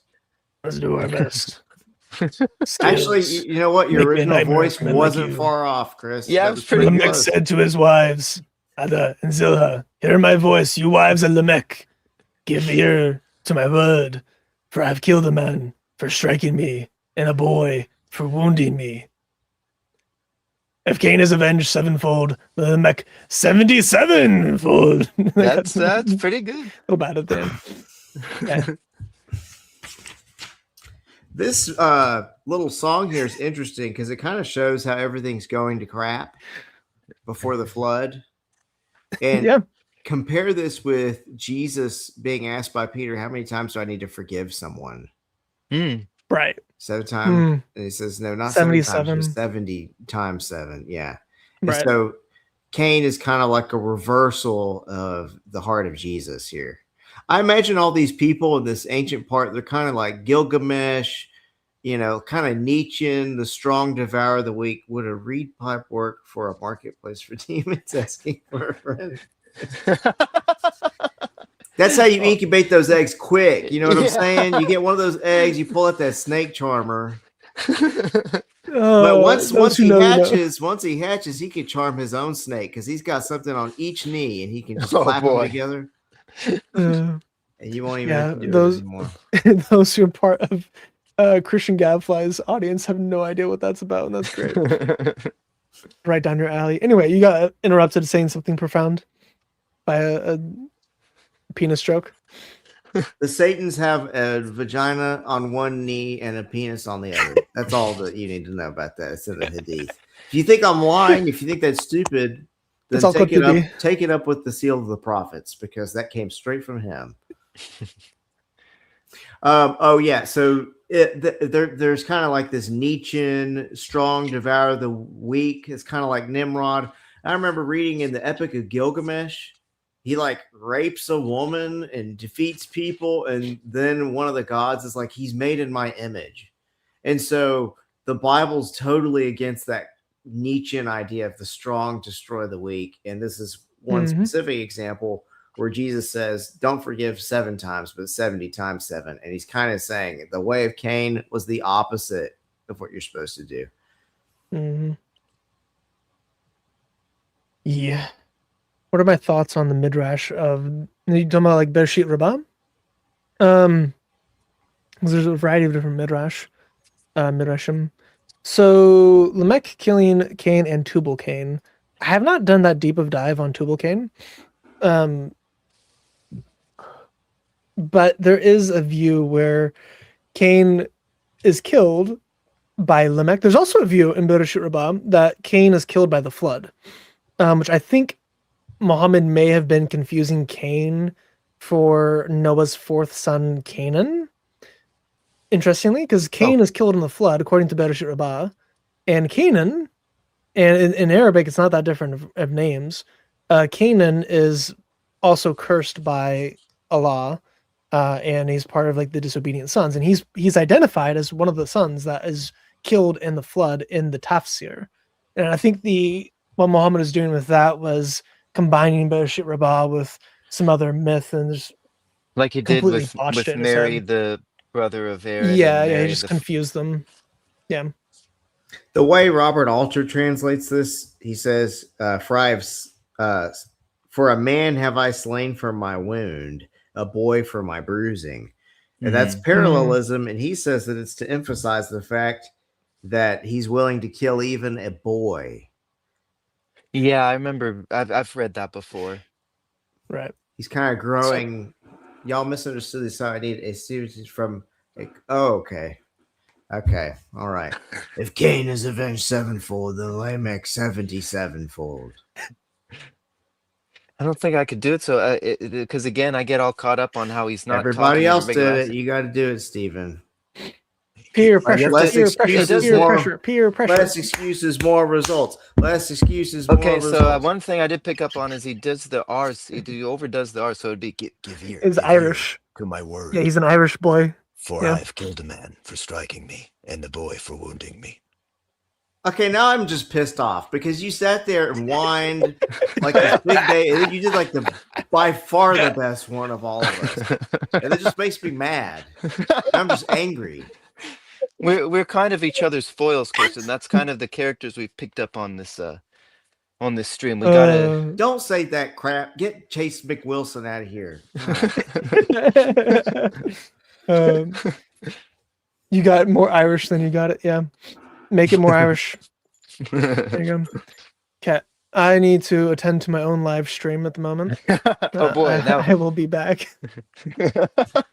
We're gonna do a quick lesson in bagpiping. No, we're not, because the baby's asleep, and if I pull those out right now, my wife will be divorcing me. I don't know if they're in here. I think they're upstairs anyway. They might be upstairs in the closet. She probably hid them. She probably doesn't want me to know where they are. But they're louder. They're louder than you expect them to be. My dad bought this for me because I'd wanted one as a teenager, and he got it for me as a birthday present. And I would get in trouble for trying to learn it because this is also. I mean, this is a one pipe bagpipe. Your cheeks are the bags. Yeah. For this one, and so I'd always like be embarrassed I'd try to find a time where like maybe my dad would take my brothers to the store or something, and I'd go in the basement and play it, and because as soon as I start playing it, one out of the three of them would be like, "Oh, you're doing that right now." And I was like, well, I don't know how else to learn how to do it. There with bagpipes, you have a little thing called a practice chanter that's way more quiet, and I could pull that out and play that fine. That wouldn't wake up the baby. Okay. And that's what you practice on to get really good. And then once you get good at that, then you try and go to the bagpipes. So that's a whole different can of worms because you have a bag under this arm and you have the drones. You got to tune all those suckers and then get it going. And so are you to the level where are you proficient on it, or are you just oh really? Yeah. I was at a super competitive school that taught that. Oh wow, okay. Yeah, I don't want to go into details and dox myself. Yeah. So I got a purely hypothetical question for you guys. If your 3-year-old boy, who's not quite potty trained yet, accidentally peed himself over a 25-pound bag of rice, jasmine rice, and it only soaked into the bottom of the bag, would you then continue to use the top of the bag until it started tasting funny, or would you toss the entire brand new 25-pound bag of rice? I'm not going to asking for friends. I don't want people to judge me. I'm eating out of garbage cans, people. I'm going to be real. My poor wife's probably watching. I'm not going to go into that, but with rice, it's very absorbent. It is very absorbent. It's like kitty litter. So I would say you might even be able to actually like see where that's a lot of rice. The layers. That is a lot of rice though. And I think the very bottom layer is gonna just be the one that's tainted and right. Yeah. And so, and also the top 80% should be fine. Yeah. So that's what I would do, but definitely didn't happen to me. Yeah, no. Yeah, not that it ever right. happened to you, Chris. So you guys eat poop too, huh? Oh, me neither. So then Adam knew his wife again, and she gave birth to a son and named him Seth. For she said, "God has sent me another seed in place of Abel, for Cain killed him." And to Seth, to him also a son was born, and he called his name Enosh. The men began to call upon the name of Yahweh. So pretty based stuff there. Seth means like appointed, or also to like ordain or to set in place, right? To put something. Yeah. Click on it. Let me see the. I don't think you can actually see it. Is it just a shin? Vav, yeah, shin and just shin and tau. Yes. Shaith. Yeah. Oh, okay. Le shaith. To Seth. Yeah. Just that. So it'd be more like Set. And Set, ironically, is the Egyptian god of destruction and evil and chaos and storms. So his name is actually the same name as like an Egyptian deity that like comes later on. What's the lemma of that? Is there a vav in between the shin and the tav there? Like I if don't you're think looking so. at the normal form of the verb. No, if anything, it would be a yod because of the vowel, the tseder underneath. It would be shaped with. Sorry, in my head I just said it. Yod. Shit.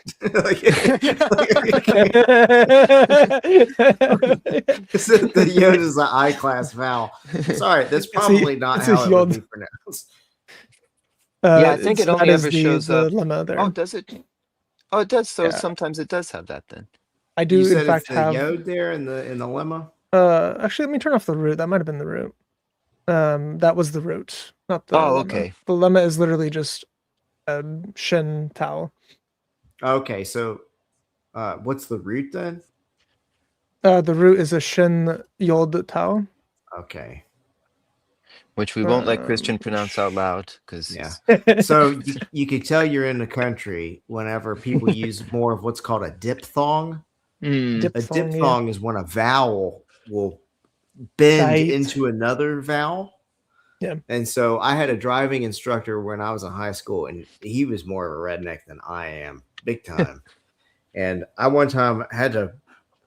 I was driving past the library, and he was like, "You were supposed to turn right there." And I was like, "Oh crap!" And so I turned right, and he was just telling me, as in, we're going to turn back around or whatever. But I pulled that way. He had a bunch of empty ginseng tea cans, and they flew everywhere. And he goes, "Shit," and that's a diphthong to go from an e sound into "yut." Country people have more diphthongs, especially in their expletives, but they have more diphthongs in their words. Like they also sometimes just drop the vowels and do diphthongs with the consonants, which are pretty insane to my brain. So like fire, for example, my wife who grew up in the deep south, she says fire. So she had this expression of that burned a fire on me. Like, just now, Steven said damn, and he has that beard, and for a moment he looked like a Confederate general. That or he was about to fry some fried chicken. Steve is just that would be General Tso. General Tso. Anyway. Look where Eve is saying she has another seed. She's still longing for that Messiah figure, I bet. Except for me, another seed. I'm assuming that's the exact same word used in Genesis 3. Wait. Zera? Shmoshet ki. Yeah, it is. Li Elohim Zera. Yep. No. And ahar in tahat ahar, another seed in place of the seed that was taken. Yeah. Pretty based. So she is looking for the Messiah. She's looking for the fulfillment to the prophecy, and she doesn't get it. Ultimately, she will get it through Jesus. That's a long time coming from right now. So we do get a lot of typology with Abel, though, and significantly lesser with Seth. So Abel was a shepherd, just as Jesus was a shepherd. He brought a lamb as a sacrifice. Jesus was the lamb to be sacrificed. He, through giving his sacrifice, he then caused the spurn of his brother. So he's hated by his brother without cause, just as Jesus was hated by the Pharisees without cause, and the Pharisees in the typology of Joseph, which we'll get to, which will be super based. That typology, the brothers hate Joseph without cause, and they're representatives of the shepherds of Israel. So you have the brother hating him is representative of the Pharisees hating Jesus. You have Cain being jealous of his brother, and that's why he slew him, just as the Pharisees were jealous of Jesus, wanted his position, wanted his role as both God and Messiah, so they went out and slaughtered him. He did not die a natural death, but his life was taken, although Jesus gave his life up for it. He was the type of Messiah. Then Cain is like the false Messiah, so the false Messiah is killing the typology of the real Messiah, as I mentioned earlier. But he met a violent end, so he didn't just die unnaturally. He also met a violent end. He was murdered by his brother. You have he presented a true offering unto God that was a temple worthy offering. He offered the firstborn of his flock, a lamb, which was to be redeemed by the Lord. So the redemption sacrifice of Abel was accepted by God, and then the sacrifice we think we can bring as Cain was rejected by God. So the works of our hands that we give willy-nilly is rejected by God, and the work that was perfect given by Jesus was actually able to save us, actually able to redeem us. And he had faith. He walked with God faithfully, just as Christ did. He's described as having no sin in general. Granted, there's not much description of him, but him and Joseph are the two like sinless types of Christ in the Old Testament, where they do no bad action. Like Abraham is a sinner, Isaac is a sinner. So even like these types, and Moses is a sinner. So even these types that have like massive typologies of God, they're still extremely limited in. They're still sinners, but Abel was a sinless servant of God who was sacrificed, killed out of jealousy by his brothers, and Joseph was a sinless servant of God who was imprisoned unjustly, like killed because he served a sentence of someone who would die in a prison cell, and he also served it with two people by him. And the Joseph typology is awesome, man. That's gonna be like a 6-hour stream. I can already feel it. Or it's gonna be 2 streams. I did that typology with Tommy, and it was just me and him and Call.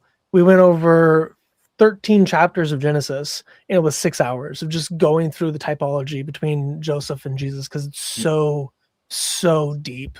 Yeah. Like a third of Genesis is just that typology, and Mhm. it's amazing. It's awesome. Anyway, so yeah, lots of cool things. Typology is based. You should study it. But, yeah. So, any other thoughts about Genesis 4 before we move on? I might go to bed here in a minute because I'm so tired. Yeah. But I lasted a little longer than. Huh? You're very consistent. Do I always fizzle out around 10:15? Yeah, just about, yeah. Because We started a little bit late. We started 30 minutes late, and then usually like fizzle out right around like 2 hours, 10 minutes into it. And right now we're at 1 hour and 40 minutes into it. So that's like the 30-minute difference there. I'm just getting so tired I can't even think anymore. If you miss me and you're like, it just feels like it's missing something since he left, somebody just say something about pee-pee or say something about poo-poo. He would do that. Yeah. It sounded like I died or something. This is what he would have wanted. This is his final wish for us in our stream. Yeah. All right. I love you guys. Thank you for having me on. For those watching on his channel, you can still watch, by the way. So this is not going to end until I hit the end button for him. Just so everyone is aware of the situation. Yeah. Good night, Kristen. How did you learn all the typology? Just read the Bible and think about in detail how this might represent Christ. So you think about all the facts, the who, what, whens, wheres of that person, and then you just do it. I have a list of over right around 100 types of Christ in the Old Testament. I would say that the Holy Spirit kind of throws that it to your knowledge too while you're going through it. Because obviously, we're biased, but we would say that it was always there. It was intended to be there for us to notice. And I think it's one of those things that you just really do. Once you know Jesus, you go back and it just kind of jumps out at you. So many things. Right. Just very cool. I mean, to the point where you're reading, you're like, oh wow. I mean, like even tonight, where I don't remember if it was Chris or Christian who pointed out Eve's seeming like hope for the Messiah in her children, and I had never noticed that before. And then all of a sudden you point out, and you're like, oh yeah, that's very, very interesting, and seems very apparent. It does, especially because she uses the same word for seed. So she's like, this is the seed that was given. So she's like looking forward to what was being given by God. Yeah. But so polyamory, alimony, alimony. Polony What are your thoughts on the 130 years of the age of Seth when 100. So Moses was 120 when he died. Not 130. 130, I believe, He was is Joseph. 130 is one of the dates, one of the ages. I think it was either Joseph or not Jacob. Jacob was in the 200s, I think. I want to say it's Joseph that died at 130.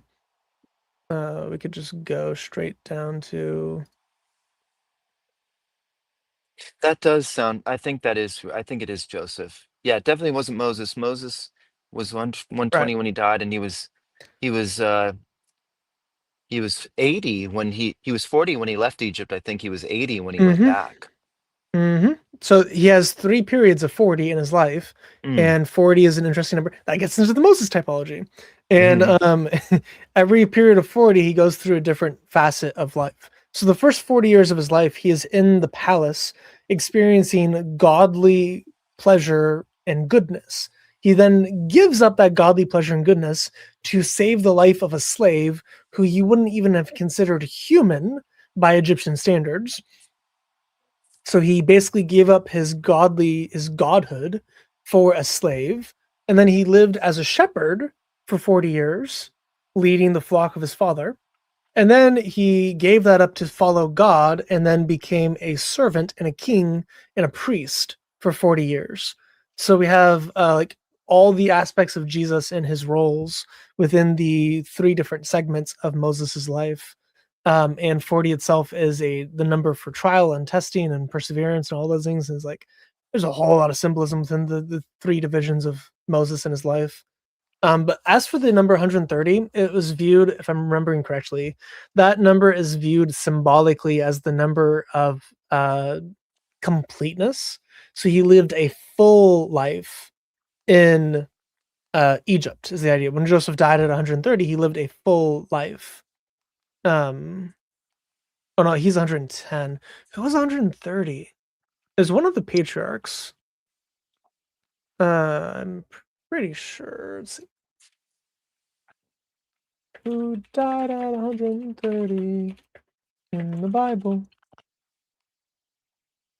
Jehoiada, the high priest. Is that it? Maybe it was 110 then. I was just conflating the two.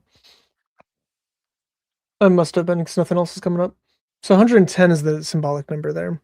That is the teaching that I went through, is that Joseph, the reason why 110 is used here symbolically is it's the number of a completeness. So Joseph was complete in his life in Egypt. He lived all the life he could live. He had a perfect type of life in there.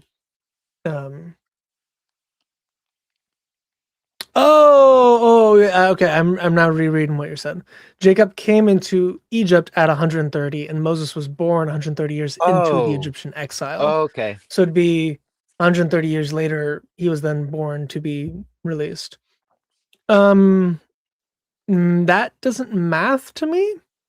Yeah, because It was 430 years was the total time spent in. So he would be born in the year 390. So it'd be 3 130s later. From that, if I'm doing my math right, he was kicked out at 390, and then he returned at 430 to then redeem Israel out of it. But no, I haven't thought about that. I've never noticed that.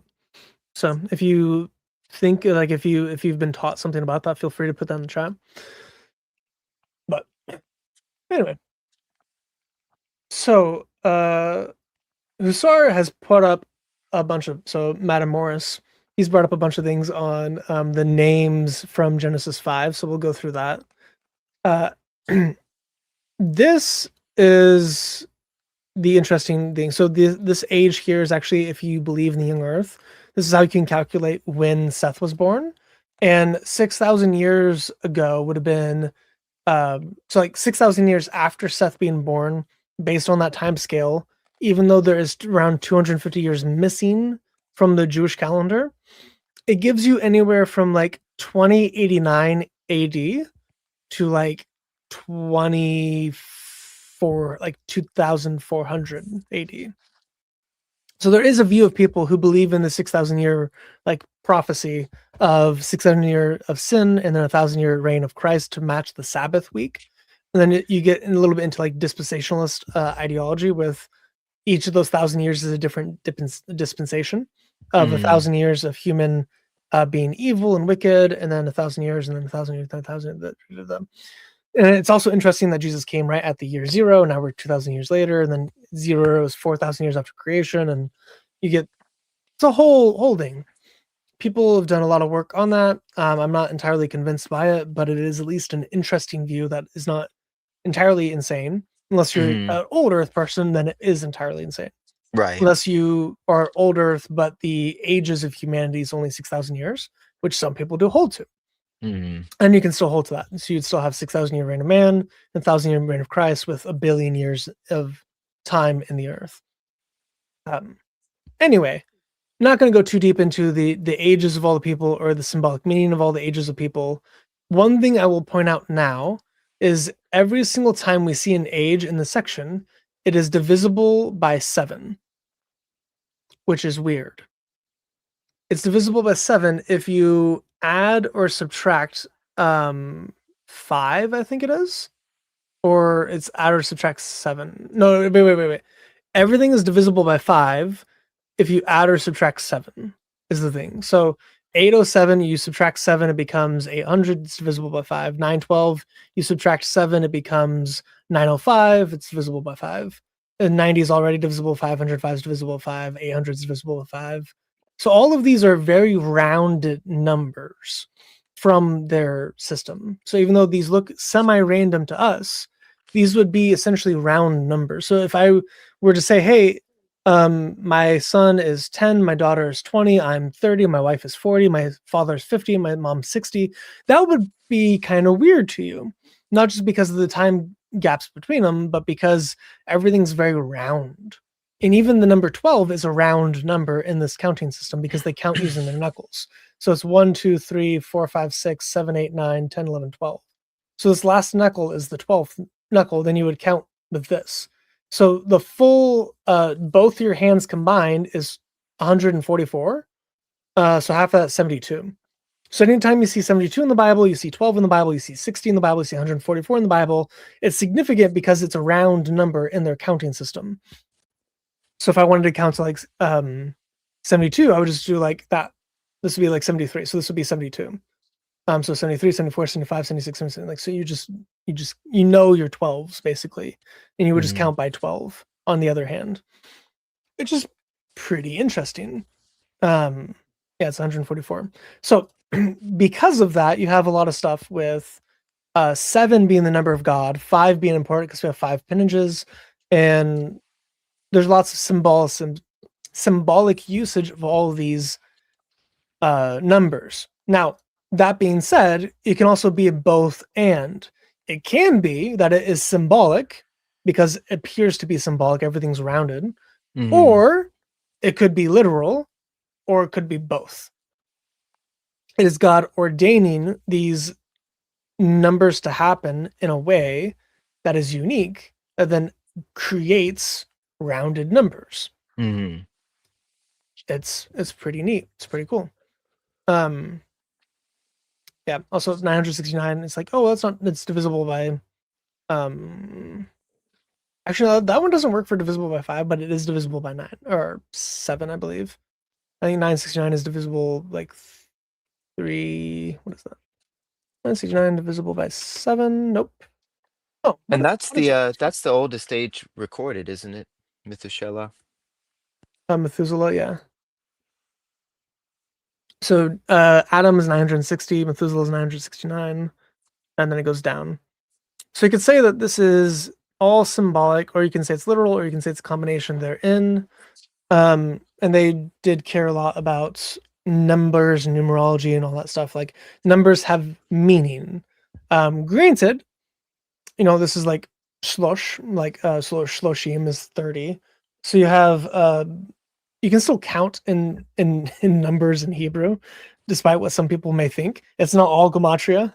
You don't use gematria to count like 1, 2, 3, 4, Right. 5, 6. You can do math in gematria. You can do like if you wanted to count for 130 in gematria, you can very easily. That doesn't mean that you have to. So all of the numbers given here is not done in gematria. It's done in literally just the Hebrew counting system to burst people's bubbles. Now, there is some gematria in the Bible. It's not here.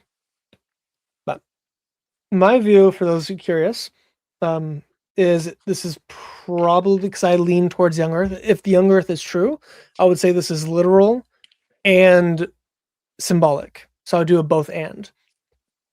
Because there is obviously some symbolism happening in here, but it also follows a nice little curve for mutation rates and some really interesting biology stuff of like maybe all of the inbreeding is causing all these defects, and it's pretty interesting. But this is the book of the generations of Adam. In the day when God created man, he made him in the likeness of God. He created them male and female and blessed them and named them man in the day when they were created. When Adam lived 130 years, he became the father of his son in his own likeness according to his image and named him Seth. Now you can say that this is just because Seth followed Adam, but why would this not be said of Abel? So you could say, oh, this is just part of a typology, or it's just saying that this is the lineage that is important because this is both the lineage that survives the flood and it's the lineage in which the seed will come through. Then the days of Adam after he became the father of Seth were 800, and he became the father of other sons and daughters. So all the days of Adam lived were 930 years, and he died, accounting for Hebrew versus Gregorian. This is around 913 years old. So still super old dude, still 900 years. I had one person, I'm not going to name names because they could watch the stream. I don't think they ever will. I doubt they watch my content. But I was doing a Bible study with them. So they're a real jerk. No, I'll tell you off the stream. You'll laugh. So I was going through this. I was explaining how this could be possible through biology. Like lobsters are biologically immortal because they can do something called telomerase. They can, in our DNA, there's telomeres, which are little segments of blank genetic code, not code, but like base information. So it's like essentially blank code or blank segments of the DNA sequence that are just used to replace errors in the tandem repeats or errors in the encoding for any of the protein encoding regions. If there's anything messed up in your system, it'll use some of your telomeres, cut it off, resplice it in, and then code it correctly, which is pretty awesome. And it's also how you avoid cancer on a daily basis. Your body uses it to fix any errors in your genome that are happening, which is why if you do things that are cancerous, you go through a process of telomere shortening where you age rapidly. So people who smoke from the time they're 5, they look like they're in their 40s whenever they're 15. That is from telomere shortening. That's because they're getting cancer every week of their life, and their body's killing the cancer and then replacing it with this process, which happens a lot. Yeah, telomere repair 25 years away. We'll see, man. If telomere repair is as effective as lobsters, we can theoretically live forever. That's why I feel like that kind of knowledge for humans is going to be like another Tower of Babel moment. I don't know that God would allow us to right to get Who to knows? that point. Right. If we actually could repair telomeres and had good nutrition, there's no reason why biologically we can't live to be 10,000 years old. It's kind of crazy. Like lobsters can, they just choose to die, which is also crazy. Like lobsters don't have a life expectancy. They eventually just get, because every year they molt and they get bigger every time they molt. So there's a lobster that lived to be like in their hundreds and it just gave up because it takes so much. Like once you get, I can show a picture of I it. think everybody can relate.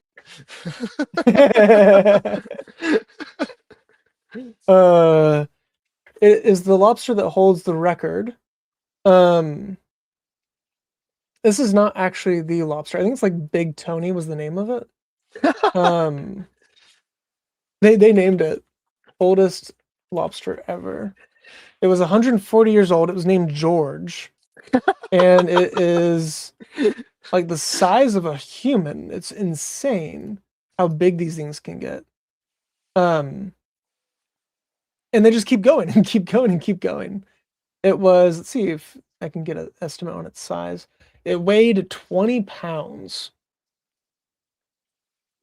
That's a Which big might not seem like a bug. lot. That's a big lobster. It's a very big lobster. Basically, what happens is they can molt, and whenever they molt too much, it takes so much effort to get out of their shells, they just don't go through the effort, and then they end up basically not suffocating, but like constricting their bodies in their own shell. So they have like a snake-like constriction that are rupturing their organs that just kills them. So they don't die of old age; they die of boredom. Sadness. Because lobsters can become depressed, so they just decide to stop molting and they just die, or they die due to they can't be bothered, which is awesome. Antidepressants work on lobsters, and that's also a really fun fact. So I'm sure if you were to give old George there some antidepressants, he might have molted a couple more times. Maybe teach him golf.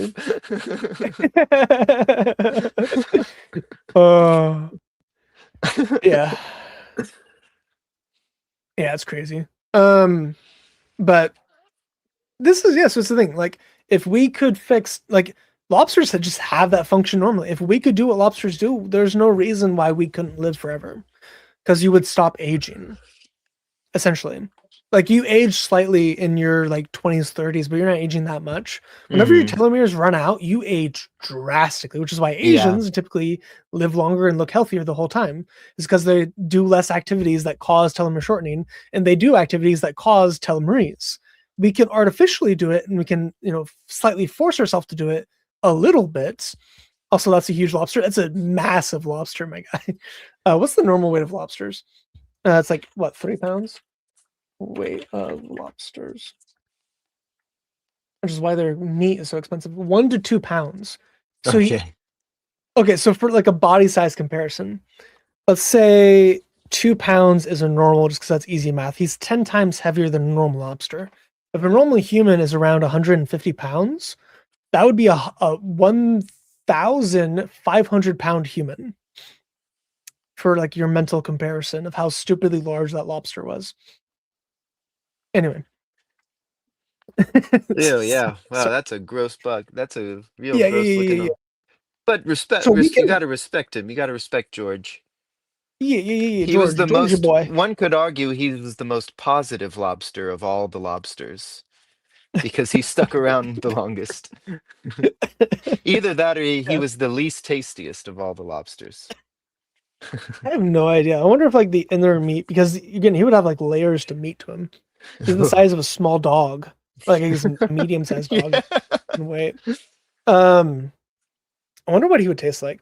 And just because the older animals are typically tougher because they've lived longer, and they're so most of the meat we eat is less than a year old in the world. Sorry for any of the people who care about baby animals. We eat baby animals primarily. So all cows you eat are they're eaten at like 12 to 18 months old. Same with chicken. Chicken is eaten very, very quickly, like months. That's whenever they're the most tender. So they just eat a bunch of really fatty foods to grow real big, real quick, and then kill them. So, but that makes them yummy. So, and for that, we are thankful. Yeah. So anyway, 3 years for cow, he says. Yeah, they're all baby, like infant or toddler-esque type animals whenever we eat them, because that's when they're yummy. Because otherwise, their bones rub too much, and then it gets tough and nasty. So we discovered eating babies was nice, which is why veal exists, which is real young baby cow. But yeah, then they're not cost effective. Anyway, long tangent aside, biologically, there's no problem whatsoever with humans living to be 800 years old. None whatsoever.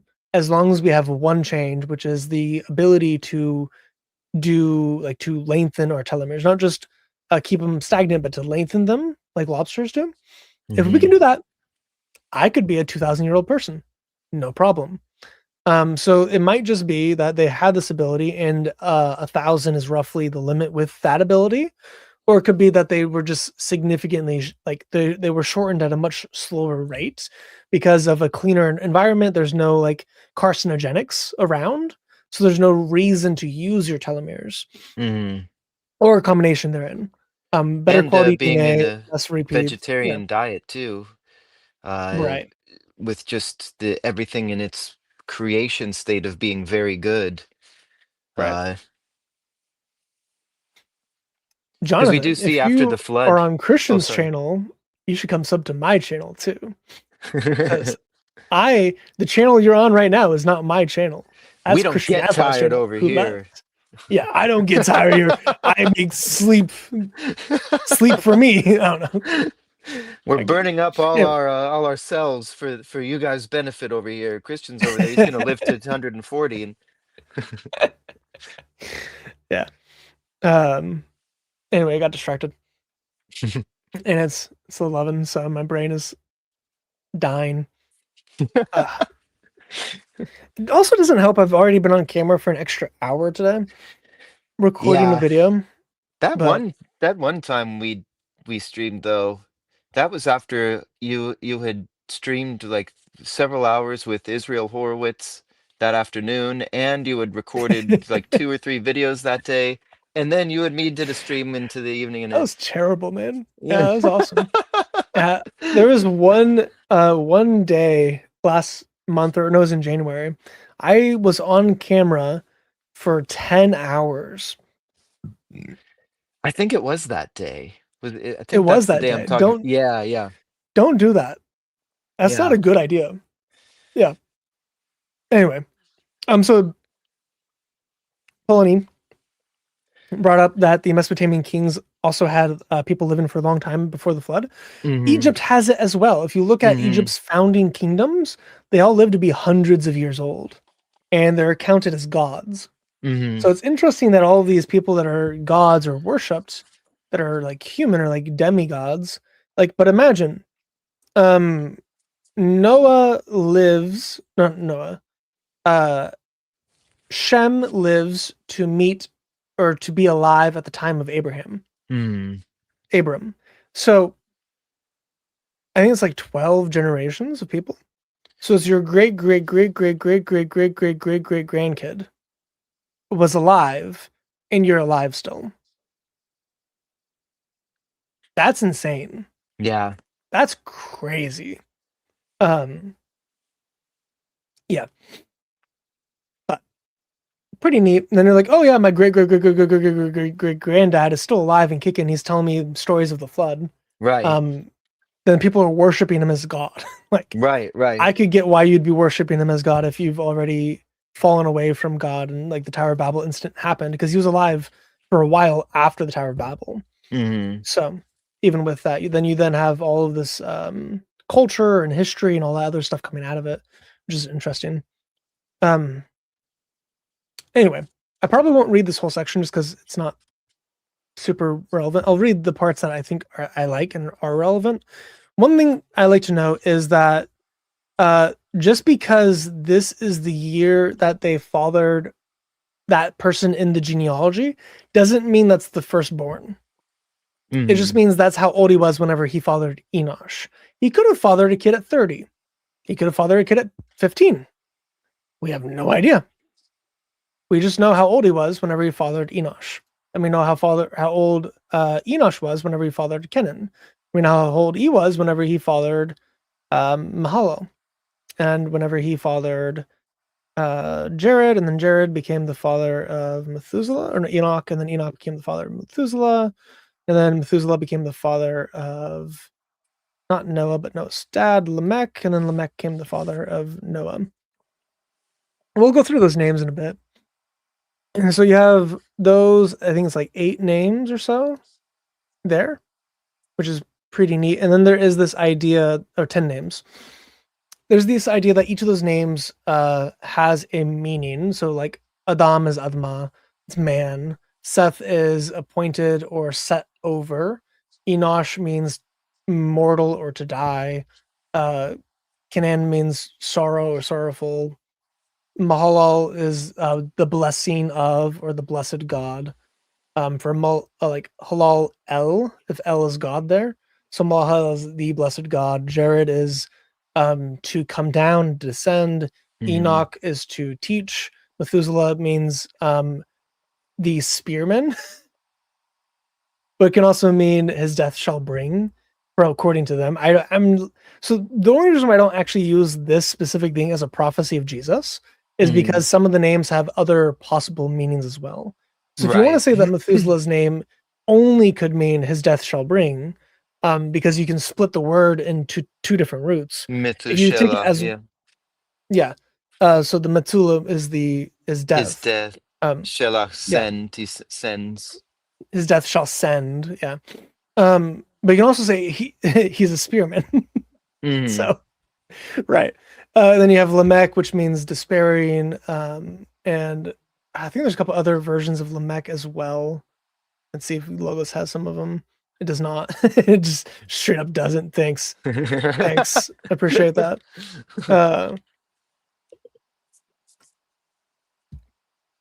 See if it has any of the meanings here. It does not. Logos is really great sometimes, and it's really not great other times, and there's like no in between. But you have Lamech, that means maybe the despairing, and Noah obviously means rest. So if you put the 10 names together, you kind of get Adam, Seth, Enosh, Canaan, Mahalalel, Jared, Enoch, Methuselah, Lamech, and Noah. And it's like man was given mortal sorrow, or like given death, so that the blessed God will come down or will be sent down to teach, and that God's death will bring rest.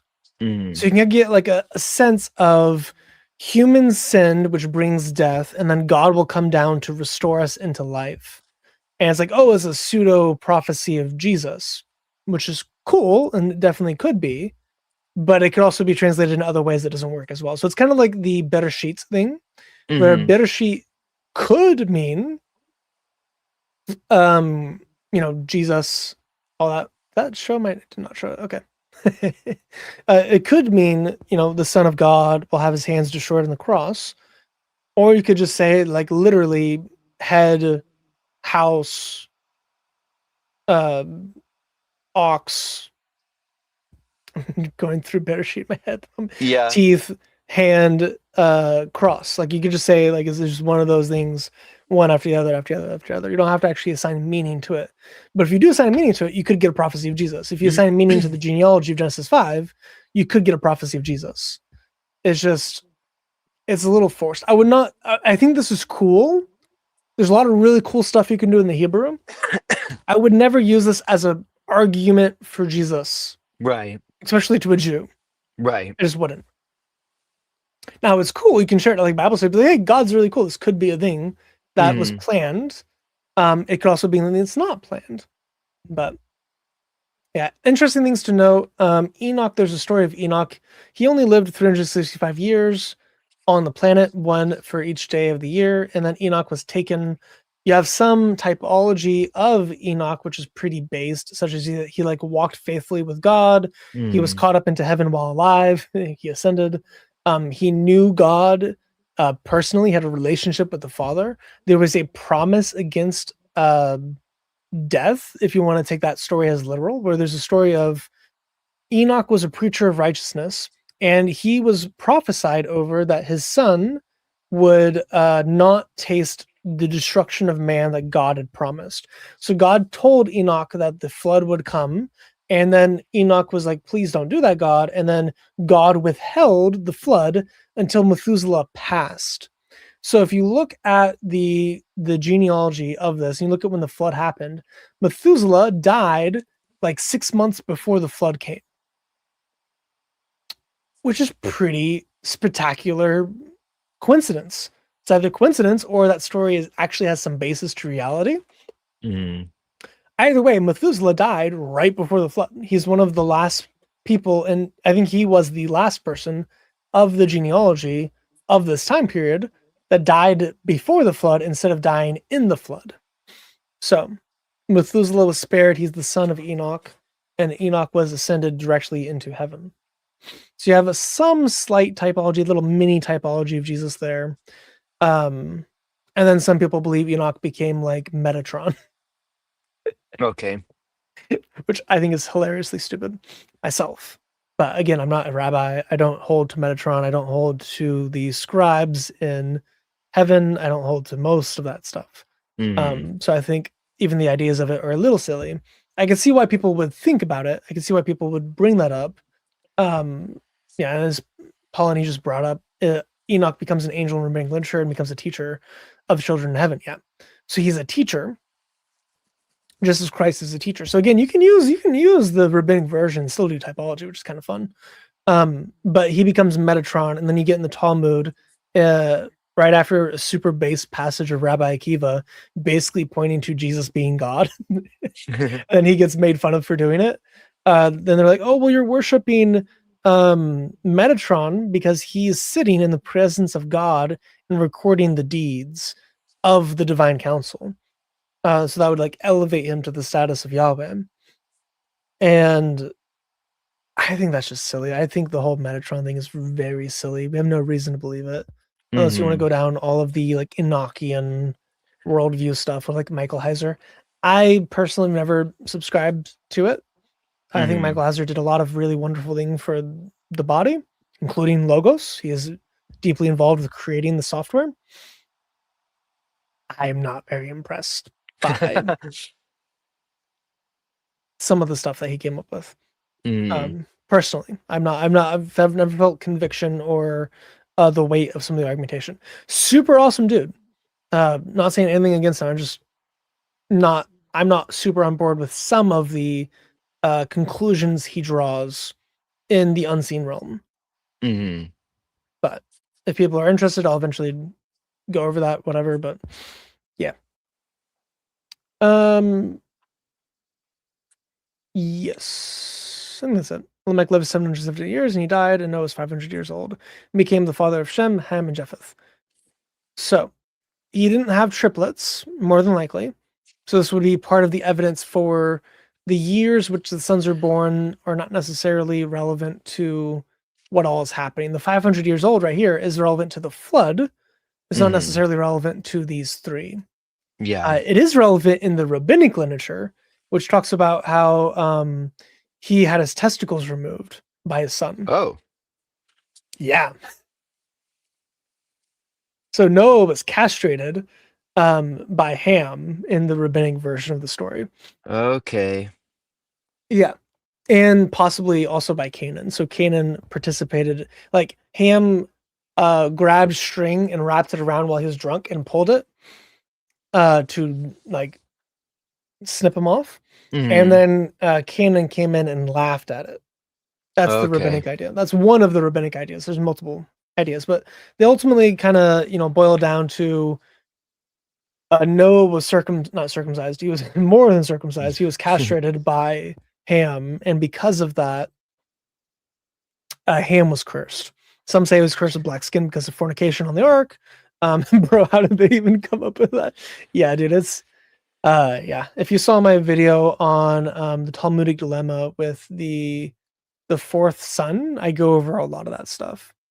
Yeah, that's why Canaan is the fourth son, and he's why he's cursed. Yeah. That is indeed one of the cases, yes. That is the view. But I guess we could start with this just because it's related, and we'll probably end it with the beginning of 6 before the flood narrative comes in. I don't know. Actually, I might save some of it for Christian Gadfly, because I'm sure he's going to talk about the Nephilim, especially because he follows Michael Heiser. So I think we'll have a interesting conversation with that.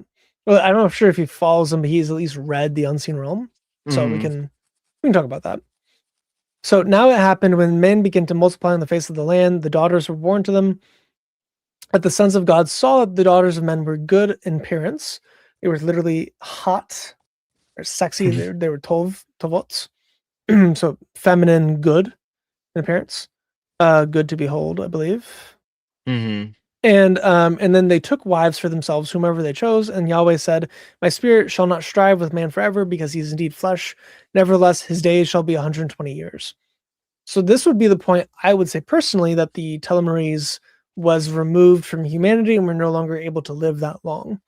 We also have a broken receptor in our genome, and the receptor is responsible for creating vitamin C in animals. So the vast majority of animals have a working version of it. Humans and rodents, and I think chimpanzees, are the animals that do not have working receptors, which is why they can all get scurvy. You need vitamin C to not get scurvy. You need vitamin C to stay alive. It may have been during this period of time we had that working. So not only could we have done telomerase, we also had working automatic vitamin C generation. So you would have a healthier immune system in general, less likely to die from disease in general. So that may have been involved. So you may have done multiple things to our genome during the flood in that incest stage. Whenever it's down to 8, just like if you believe in a universal flood of all humans died other than those 8, you could say, well, those 8 had a broken receptor, and also were no longer able to do telomerase, which is why their generations after them died rapidly. They rapidly descended into lower and lower ages until you get to Joseph, who died at 110. So this is definitely a possible reading of it. That's how I think most young Earth people do read it. And even if you're old Earth, you can still read it this way. There's nothing prohibiting you from believing people live to be 1,000+ years, especially because we are getting close to being able to do that now scientifically. Like with our technology, my voice is failing. My mouth is failing me. I keep stumbling over my tongue. Technologically, we're able to do gene splicing. We're able to fix all of these things in our bodies that are broken. So, pretty cool. We will eventually, hopefully soon, reach the point in which we can just live forever. Granted, I think Jesus is going to come back before anyone lives to be like 1,000 years old. But we're basically there, which is kind of crazy to think about. Like, our kids will be in the generation that might not age past the age of 30.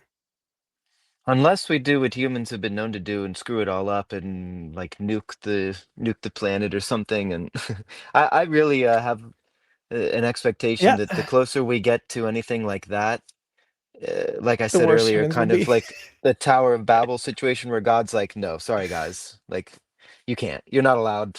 We all know how this is going to go, and so I have to step in and make sure you don't get your way, because It's pretty likely we just screwed up. yeah. That's unfortunately absolutely true. But okay, I think I'm gonna actually call it there. Especially because my tongue is literally seizing up right now, and it's very hard for me to talk. I can hear you struggling, and it would be good to cut it now before you completely blow it out, and you have some left to recover for tomorrow. My voice will be fine. It's just the tongue. The tongue is like in pain. It hurts to speak right now. So, yeah. Any final thoughts? Any last questions for people in the chat? Any final thoughts, Stephen, on the stuff we went over today? No, I think we did a lot of tangent stuff, but we were able to come back in time where, what is this now? We're probably about 2.5 hours. 2 That's hours, pretty good for 23 us, minutes. considering how much we spider-webbed off into different things. I think we did pretty good. We might be getting good at this, Chris. How to follow me? You can just go to my channel, Defending a Line. That's my icon. And his address is no. You need to come over. We'll talk about that in a bit, but yeah. So if you want to check out my channel, for those who are watching on Christian Gadfly's channel, go to that. And if you're watching on Christian Gadfly's channel, or if you're watching on my channel, go to his channel, give him some love. Yeah, he's a sleepy boy, but he's a awesome brother. So love y'all. God bless. Absolutely. All right. Okay, we're gonna call it there. Goodbye to Christian Gadfly's channel. Peace. And then, yeah, may the grace of the Lord Jesus Christ, the love of God, and the fellowship of the Holy Spirit with you always.